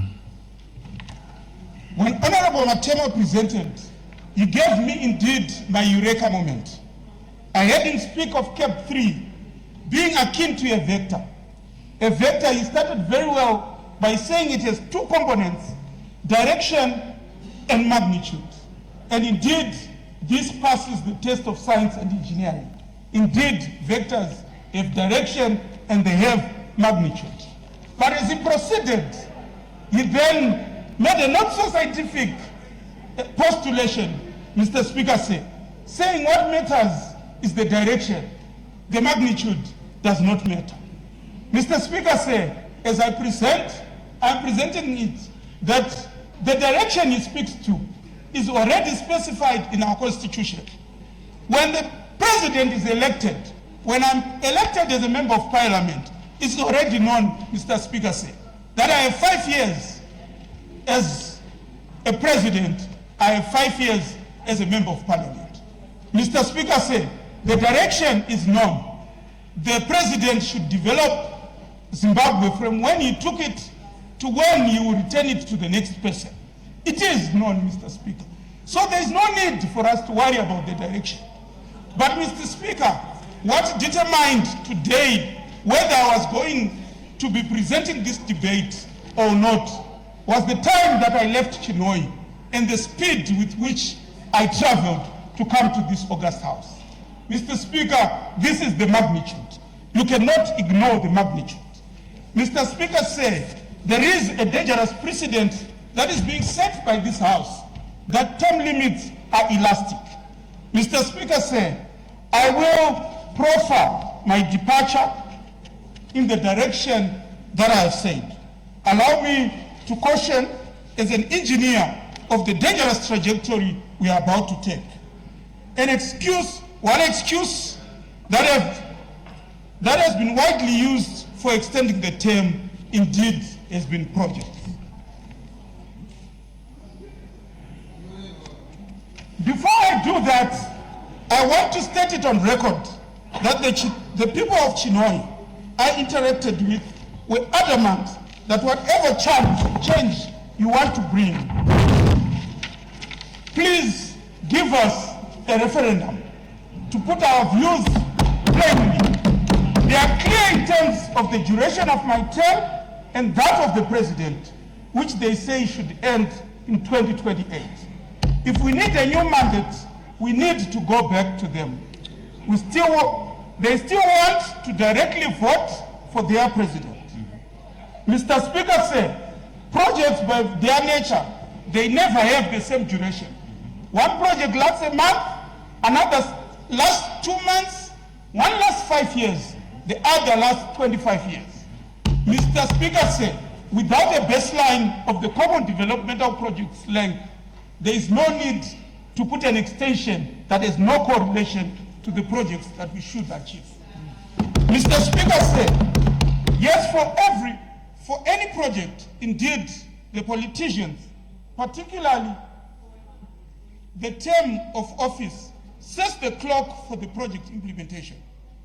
As to what gets built and how fast it gets built, the mere thought that the term is elastic will make us drag and allow time to be lost. Allow me to debunk this logic by following 10 key points before proffering the solution. Mr. Speaker, as we progress as a country, we need to have developmental planning that is generational and not tied to one's political term of office. This proposition will further entrench what Zimbabwe has experienced over the years, where projects are prioritized for potentially to lure voters instead of their potential to change lives. Mr. Speaker, as I go to the second point, offices in charge of executing projects and not personalities should be encouraged. We should be at peace with coming to complete projects that were started by others and planning projects to be completed by others. There is nothing bad about it, Mr. Speaker. This is how nations progress. Mr. Speaker, as I transition to my third point, real nation building is not achieved in one term. And trying to achieve that in one term will simply keep Zimbabwe being fodder for respective politicians. Mr. Speaker, half of the projects I planned for when I was working for ZESA from 2006 to 2008, to date they have not been implemented. If there was a politician who insisted to remain the Minister of Energy, you would still be there today on the premise that the project has not been implemented. The third point is there is no one with monopoly to a new great Zimbabwe. Yes. Change of character will not change the script. If our project execution matrix is right, whoever takes office will simply fit in and deliver. Mr. Speaker said, I had an experience 10 or so years back when I was doing projects in Zambia. I was pleasantly surprised as I went into Zambia. I saw the roads, I saw the malls, I saw the marvelous work they were doing. And I asked, what did Zambia do right? The project manager I was working with, Mr. Speaker said, was very crude and said, we stopped the nonsense of keeping a president who's not performing. The project manager was emphatic, Mr. Speaker said, to say even if the president who comes in has all his weaknesses, you bring one good strength. And if you have 6 presidents with different unique strengths, we have 6 different areas. Case in point, in Zimbabwe, Mr. Speaker said, when the former president, Robert Mugabe, was here, he took us to school. Zimbabwe is known for its schooling. Zimbabwe is known for its educational indexes.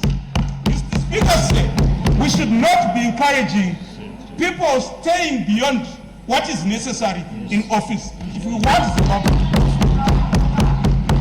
Mr. Speaker said, my first point, project planning and project management is the role of technocrats within municipal ministries and not politicians. It's those get permanent employment and not us politicians. Ours is merely to do groundbreaking and to cut the ribbon when the project is finished. The fifth point, Mr. Speaker said, ordinarily projects that in Zimbabwe we burden our head of state with groundbreaking and commissioning. Elsewhere in the world, for example in South Africa where I spent some bit of time, these are projects that are commissioned by councillors and mayors. Mr. Speaker said, I'm not sure if we have any project that is worthy forcing a person who has already served 2 terms to stay on to cut the ribbon. Mr. Speaker said, if we are serious about progression, Mr. Speaker said, allow people to progress, and naturally the term would end as a deadline. Mr. Speaker said, if this logic stood, then President Banana or even Prime Minister Mugabe should still be in office, because the power plants that we are doing currently were planned during the Smith regime, and some of them were planned in the early 80s. Mr. Speaker, allow me to transition to my 7th point. He's thinking whoever get projects that ordinarily should have taken shorter to implement, as no 2 projects have the same duration. Number 8, the key reason for failure to complete projects is not elections. It is funding and allocation of projects to parties and people with no capacity to implement such projects. The Harare Bike Bridge Road has not been completed in 8 years, Mr. Speaker said. And adding 2 years will simply make it another 2 years to make it 10 years. And now, the ninth period, Order, you've got 3 minutes remaining. The ninth point, Mr. Speaker, a longer time with the same leader who has bias with a certain area will result in stunted growth. Tinoperators and a quash, Mr. Speaker. A typical example is in Zimbabwe. Currently, Harare has built a trabablas. Now we're going to Mapuku for another trabablas when Chinoi needs water. Mr. Speaker said, bringing different characters brings different areas. Mr. Speaker, allow me to go to my solutions. To my solutions. I'll quickly go to the solutions without expanding. How do I propose we remedy this dilemma of continuity risk and the long-term project struggles? Number one, consistency in policy budgeting and leadership. State projects should be state projects instead of party projects. To away with the labeling of projects presidential. Then dealing to make strong non-political institutions, tasked with project inception right through to commission. Number three, who was the chief then of Mashonaland Central, the biggest chief for that matter before the whites came, and was removed because of politics, and was restricted to have mission to become a headman. I insist that chiefs are a no-go area. And whoever does this, let us go to the mountains. The parliament we sit on today used to belong to the Shuma Simboti clan, which is where I belong to. If anyone doubts, let's go to the mountains by Mazod and see if we come back with the same resolution. I submit. Point of privilege, Mr. Speaker. Point of privilege. Order.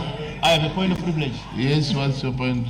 My point of privilege, Mr. Speaker, is that this is quality debate. Something that we expect from honorable members. I humbly request, Mr. Speaker. Order, Honorable Magumere. Order. I humbly request for 2 minutes. Order. 2 minutes. Order. Honorable Member, order. Honorable Magumere. That is not in your space to comment that. That is my job as Speaker if I have to.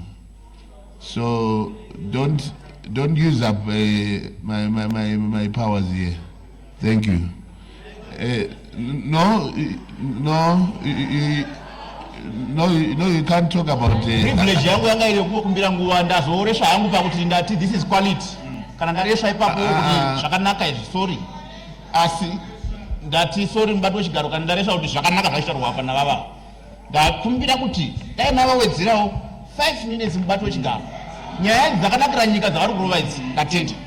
Objected. Who seconds? I second the Speaker second. Thank you. Any objections? I object. I object. Objection. Sir. Objection. Honorable Speaker said, yes. Remember, right. Thank you very much, Honorable Makumire. Your request has been objected to. The next honorable member to take the floor is Honorable Isama Mbwa.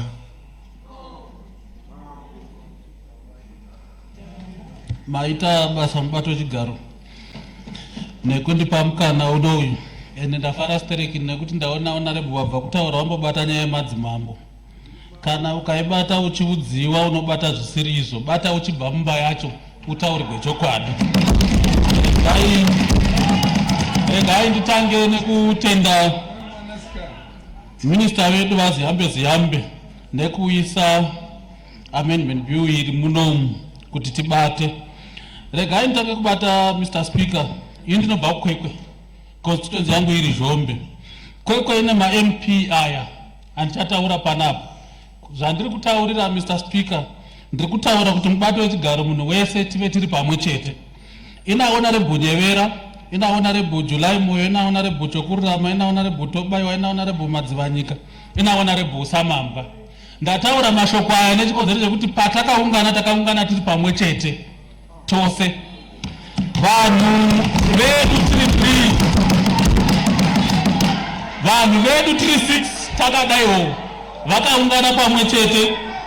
Saka ndaitira kuti kana ini ndikataura ndopoya ndakutaura zviro zvakataurwa nevanhu. Zvakataurwa nevanhu ndo zvandakutaura iye zvino. Wataurwa muzvikuru zvakapasi wataurwa. Order. Order, Mr. Speaker. Order. Take your seat and switch off your mic.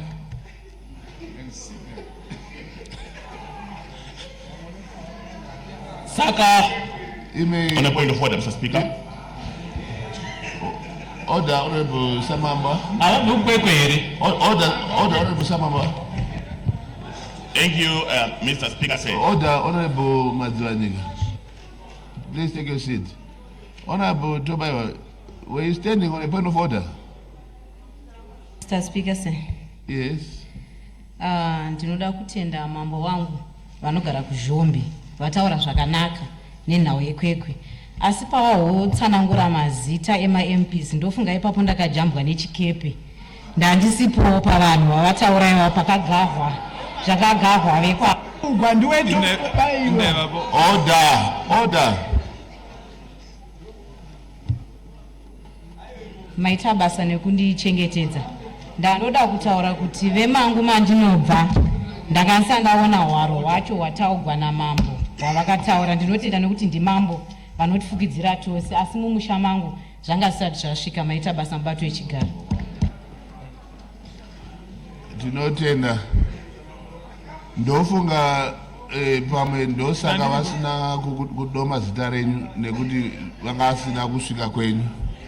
Saka Honorable Samamba, please. On a point of order, Mr. Speaker. On a point of order, Mr. Speaker, say. A point of order. Point of order? Yes. Where does it arise from? It arises from the contribution by Honorable Samamba. What is your point of order? Thank you, Mr. Speaker. Say, Mr. Speaker, we are in this august house to represent our constituencies. Let every MP speak of his own constituents. He must not put words into my mouth. I am here and I will debate on individual constituents. He must focus on Jombe constituents. I thank you, Madam Chair. And to speak for myself when I'm here. Order, members. I did not hear Honorable Samamba mentioning your name. He did. No, it's okay.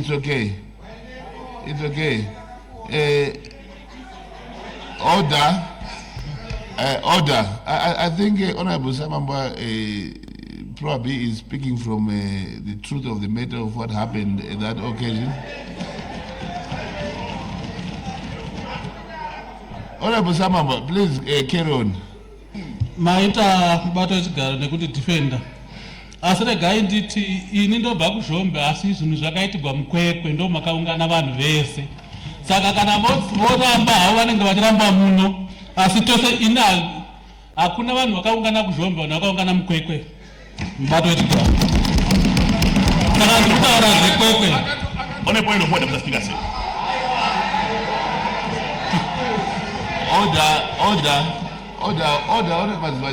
Order.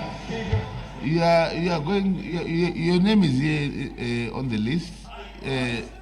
You will debate if the honourable member order. If the honourable member is saying something that you do not attest to, you are going to have ample time to put your own view and clarify issues. But we cannot keep on doing points of orders because somebody is saying, because he's talking from where he was and what he experienced and everything. So you will also take your seat. You will also get that opportunity to do the same thing. On a point of order, Mr. Speaker. On a point of order, Mr. Speaker. What's your point of order now? The point of order arises from the decision passed by the Speaker who was ahead of you, Honorable Mtenda. Honorable Mtenda says, do not make statements which are not profane in this house. And the honorable member is making statements against my name which are not whose evidence has not been brought before you. And we don't know that kind of situation as a ruling has been made already. The honorable member should just focus on his views and what he observed. And I also have my reservations. I thank you, Madam Chair. Mr. Speaker, sir. Order. Honorable Samamba, go ahead with your debate. You may go ahead. On a point of order, Mr. Speaker.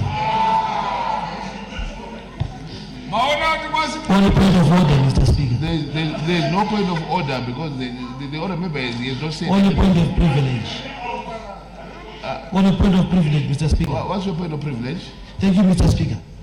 The decorum of Parliament is, if a ruling has been made, then it should be consistent.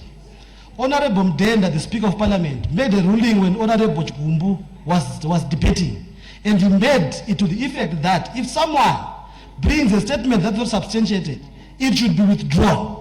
Honorable Samambwa is bringing issues which cannot be verified, and he must withdraw because we can't verify that. He can't continue to debate when he has brought issues when he's actually deliberately misleading the House. That cannot happen, Mr. Speaker. Let's be fair. Order. On a point of order, Mr. Speaker, sir. Order.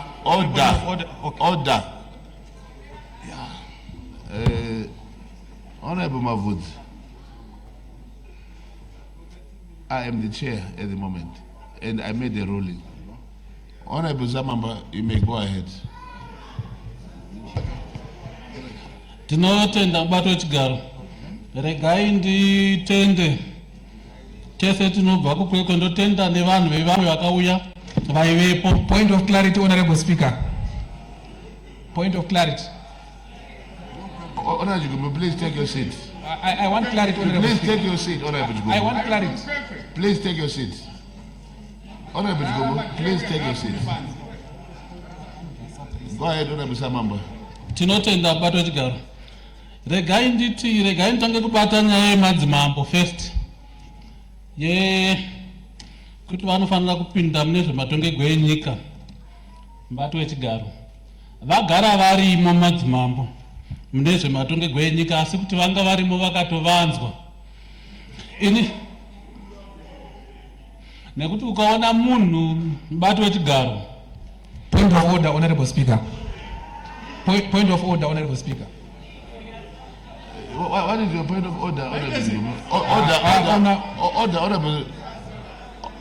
Order, Honorable Samamba. Order.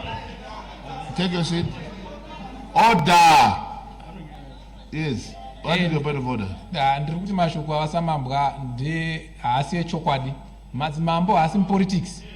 Dai anga arimo, dai tisiri kumbotaura nezvekuti vapinde. Saka ngavataure chokwadi, madzimambo haasi mupolitics. Full stop, tatenda. Order. Order, honorable members. Take your seat. Order.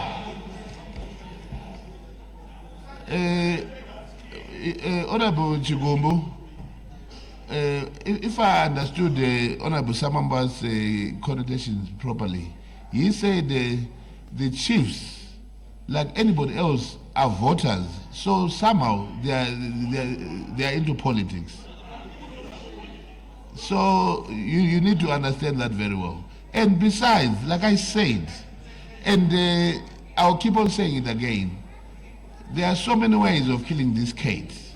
So please, Honorable Samamba, please carry on. Honorable Chair. Honorable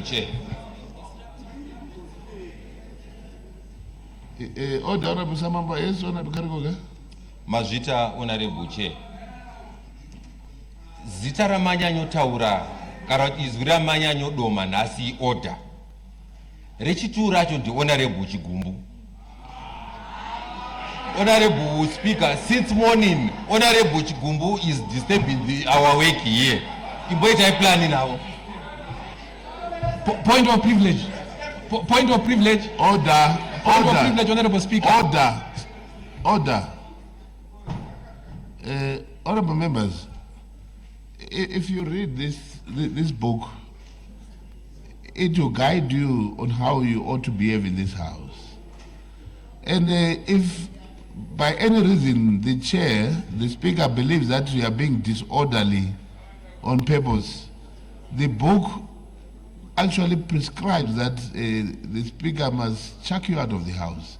But we are debating a very important bill here, and it's not my desire or any other speaker's desire to have anybody removed from the house, because we want everyone to be part and parcel of this debate. But don't twist us to a point whereby we might end up being mad to to stick to this, to the latter. So please be guided accordingly. Disorderly behavior is not permissible in this house. And this book states that very clearly. Please. Honorable Point of privilege, Honorable Speaker. Honorable Samamba, please go ahead. Please take your seat. Honorable Gombo, please take your seat. It's a point of privilege. No, please take your seat. My name has been mentioned. Please take your seat. I've got a point of privilege. May you take your seat? My name has been mentioned.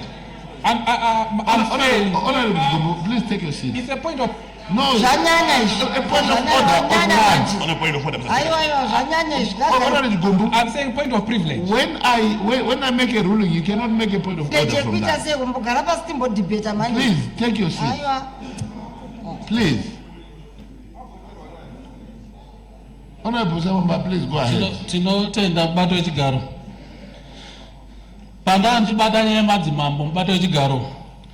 Hakuna ngati mamambo hamo mupolitics kana munhu mubato wechigaro achisimuka achienda kunovhota anenge achinovhotera ani. On a point of privilege. On a point of order, Mr. Speaker, sir. On a point of order, Mr. Speaker. What is your point of order? Thank you, Mr. Speaker, sir. Mr. Speaker, Section 281, subsection 2 of our national constitution says that chiefs, traditional leaders, should not act in a partisan manner. They should not further the interests of any political party. As it stands, Mr. Speaker, as it stands, before this bill passes, it's unlawful for chiefs to participate in political activities. So whenever the honorable member is saying that they are chiefs who are participating, it means they are doing is illegal. Who are those chiefs? Action must be taken against the abuse of our constitution. So he must withdraw that because he is putting chiefs at risk. That's wrong. You must not expose our chiefs who are doing well. Point of order. Point of order. Order.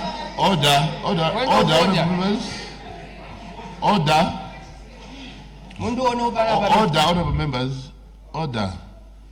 When an honorable member stands up to put a point of order, before the speaker makes a ruling, you cannot stand up and make another point of order. I want us to do it properly. So, Honorable Madziwanika, Honorable Samamba is stating a factual thing that all people are voters, including chiefs. So he did not say they are politicians. He said they are voters. Now he's advocating for them to freely exercise their rights as politicians as well. And it's his debate, it's his time. When your time comes, you make your own debate. Honorable Samamba, please go ahead. Mr. Speaker, I wish actually to put forward before this House. No. It is a clarity issue, Mr. Speaker. Order. I don't expect that of you at all.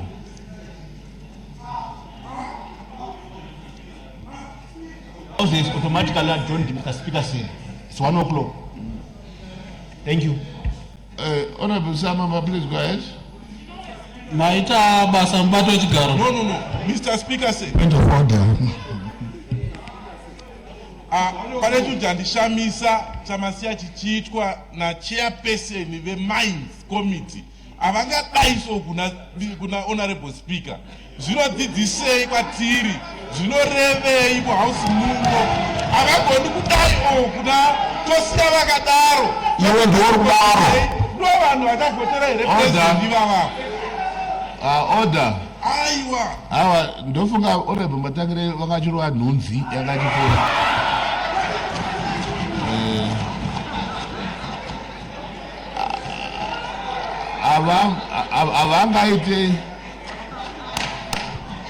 avangaite hori vakadaro vaona nhunzi vakada kuidzinga. Honorable Samamba, please go ahead. Tinotenda mubato wechigaro. Point of privilege.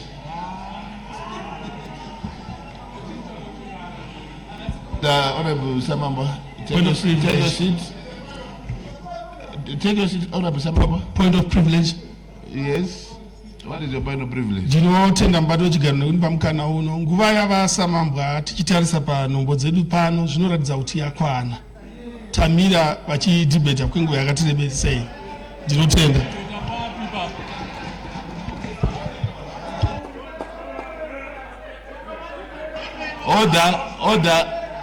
Order, members. Honorable Samamba, you may continue. You've got 5 minutes remaining. Thank you, Mr. Speaker. Point of order, Mr. Speaker said. Torango clarity. Order. Clarity, Mr. Speaker said. Order. You can't make a point of order from nowhere. Wait. Honorable Samamba, go ahead. Regai ndikutendai mubato wechigaro. Ini ndinotsigira kuti madzimambo ngaaregwe apinde mune zvematongego enyika nekuti vanga vakatovanirigwa kodzero dzavo. Regai ndibate nyaya yekuwedzerwa. Regai ndibate nyaya yekuwedzerwa kwemakore emutungamiriri wenyika, enhengo dzeparamendi, emakanselas. Kuti dawadzegwa makore kubva pamashanu kuinda pamanombe. Handioni chakaipa ipapo. Mr. Speaker, nekuti on a point of order, Mr. Speaker. On a point of order. Order. Mr. Speaker. Order.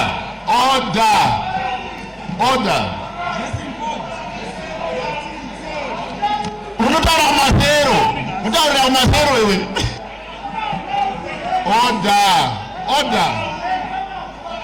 Nhumbi dzamakapfeka hadzizi dzeparamende. Nhumbi dzakapfekwa idzi. Order, honorable members. When I say order, take your seat. It's a simple cardinal a rule. Honorable members, we can't keep on doing points of orders.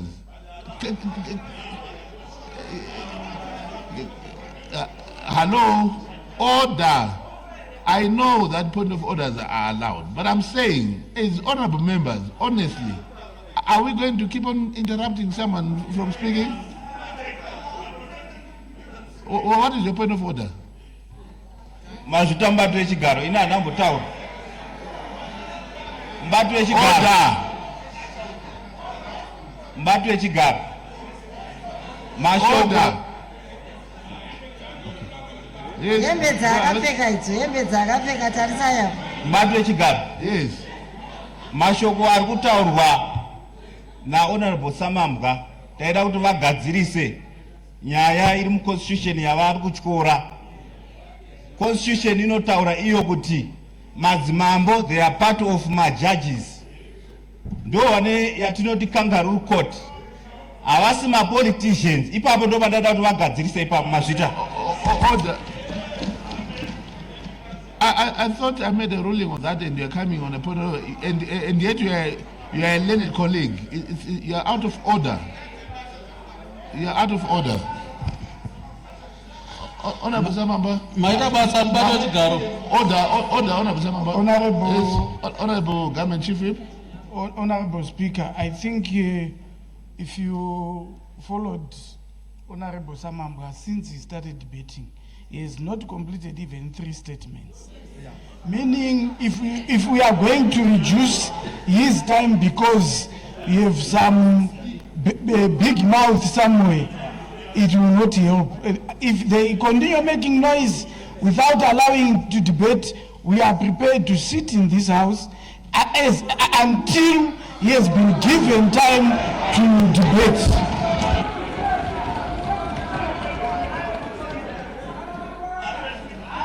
Order. Honorable Madzwanika, order. Honorable Jigumbo, Maneta Ugarabaraba.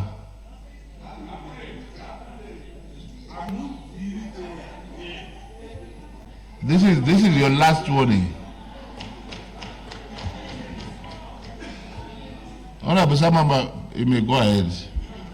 Maita basa mubato wechigaro. zvatiri kutaura muno mubato wechigaro zvinhu zvatiri kuda kuti zvimwe zviamendwe muconstitution yedu noti kuti zvagara zviripo dei zvagara zviripo dei tisingazvitauri muno. Saka regai ndibate ndakadai mubato wechigaro ndoda kubata kuwedzerwa kwemakore. Vanhu vanozotora nepasipo voti kuwedzerwa kwapresident aiwa kuwedzerwa kwemakore pana president pana MP pana kansela kubva mumakore 5 kuenda mumanomwe. Ini ndinotsigira izvozvo. Zvazvakanakira ndezvekuti izvezvi kutaura kudai nevamwe veduwo vanganana zvavo kutaura but kumisha uko vanhu havachina rugare havana nguva yekushanda nekuti makore mashoma. Tese tiri kufarira kuti makore avo aendawo pamakore 9 tinomira nazo. Regai ndide panyaya yekuti parliament nhengo dzedare reparliament dzisarudze president nesenate. Kana munhu akasarudza munhu ndiye ane kodzero futi yekumubvisa. Haugoni kuita kodzero yekubvisa munhu wausina kusarudza, asi kana wamusarudza wapiwa simba kuti ugone kumubvisa. Regai nditi ipapo ndinoitsigira kuti president ngavasarudzwe nenhengo dzeparliament nedzesenate kuitira kuti kana vavabvisa vasacheme-cheme. Uyezve ndakambodzidziswa kweduko kuti munhu anoramba mukadzi ndiye amunyenga akauya naye pamba. Kana wana aripo unorega muridzi wawo kusvika amuramba. Saka ipapo toda kupabata.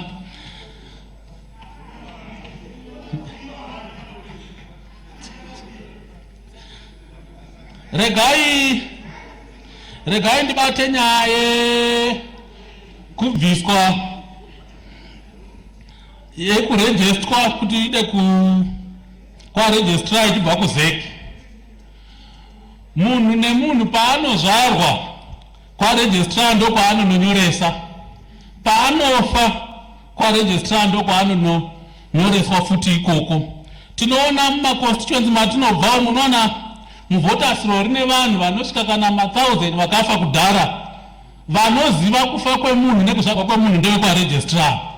Saka tachimbokumbirawo zvigare zvaendiswa ikoko kune vanoziva zvakesari zvoenda kuna kesari kuitira kuti saite dambudziko rekuti tinozosangana nevakafa kare vave kuiswa pamavoters roll vachinzi vanovhota.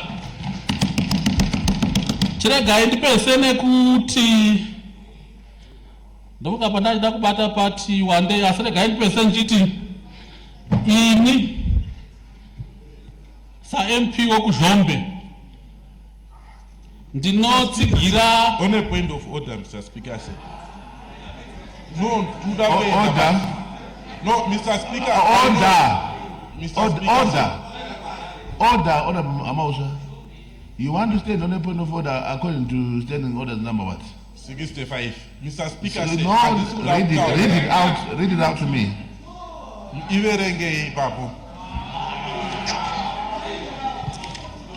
Right, 65 which part?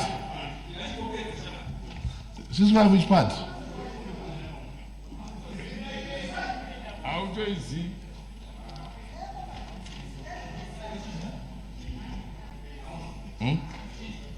Mati. Ma. Mr. Speaker says standing order number 65, subsection 1, a member who is of the opinion that the rules of procedure have been breached by another member may raise a point of order. In this case, Mr. Speaker, I have noted that there is a rule of procedure. Ordinarily, I don't want to raise a point of order since my earlier argument. But there is something that is glaringly dangerous that was said by Honorable Samambra, which also goes in sync with what Honorable Speaker Advocate Jacob Mudenda said. Honorable Samambra, I ask you to sit down and rules are rules. Mr. Speaker, Honorable Samambra says dead people have been voting, which is dangerous because he must prove, and there was an argument that there was violence by ZANU-PF members, and the Honorable Speaker said you must prove that, and then you allow him to continue after alleging that dead people were voting. So were we losing on the presidential because there were some people who were voting that they are dead? Order. You probably didn't understand him very well, Honorable Amausa. He never insinuated that at all. Honorable Mr. Speaker, yes. I think if we allow if you indulge me, if we allow Honorable Amauswa to misrepresent to that level, then we become a circus. We are no longer a parliament. He said in the voters' roll you will find names. He never said they would vote. So this type of misrepresentation is either sponsored or he is losing his mind. Order. Dangerously unfair, Mr. Speaker. Order. But this should not be allowed, Mr. Speaker. You cannot say I'm losing my mind. I'm raising a point that he said. Are we agreeing that our voters' law is dead names? Order, honorable members, order. Can we have order in the house?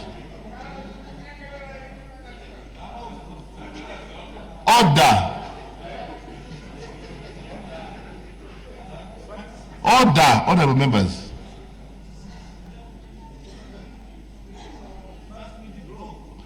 Order. Can we have a bit of silence in the house? Honorable Samamba, you may continue. Tinotenda mubato wechigaro.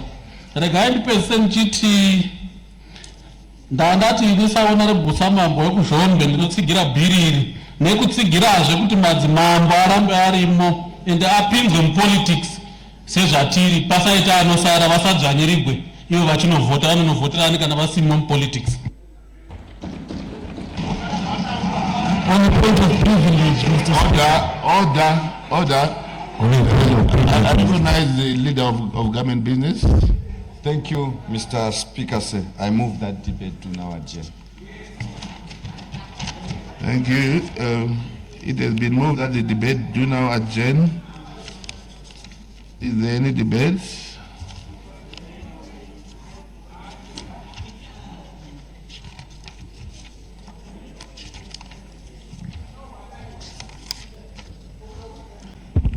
I put the question that the debate be now adjourned. Those who are of that opinion will say aye. Those of the contrary opinion will say no. I think the ayes have it, the ayes have it. The question is accordingly affirmed and the debate is adjourned. To what day, Honorable Leader of Government Business? Tuesday next week, Mr. Speaker, sir. To Tuesday, thank you. Thank you, Mr. Speaker. I move that the House do now adjourn. Thank you. It has been moved that the House do now adjourn. Is there any debate? I put the question that the House do now adjourn. Those who have that opinion will say aye. Those of the contrary opinion will say no. I think the ayes have it, the ayes have it. The question is accordingly affirmed and the House is adjourned. To what day, Honorable Leader of Government Business? To Tuesday next week, Mr. Speaker. The House is adjourned to Tuesday. Have a great weekend and travel safely to your constituencies.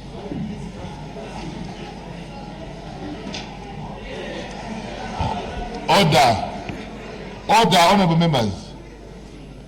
You can't keep on being reminded that as long as the Speaker is not getting out of that door, the House is still in session. Order.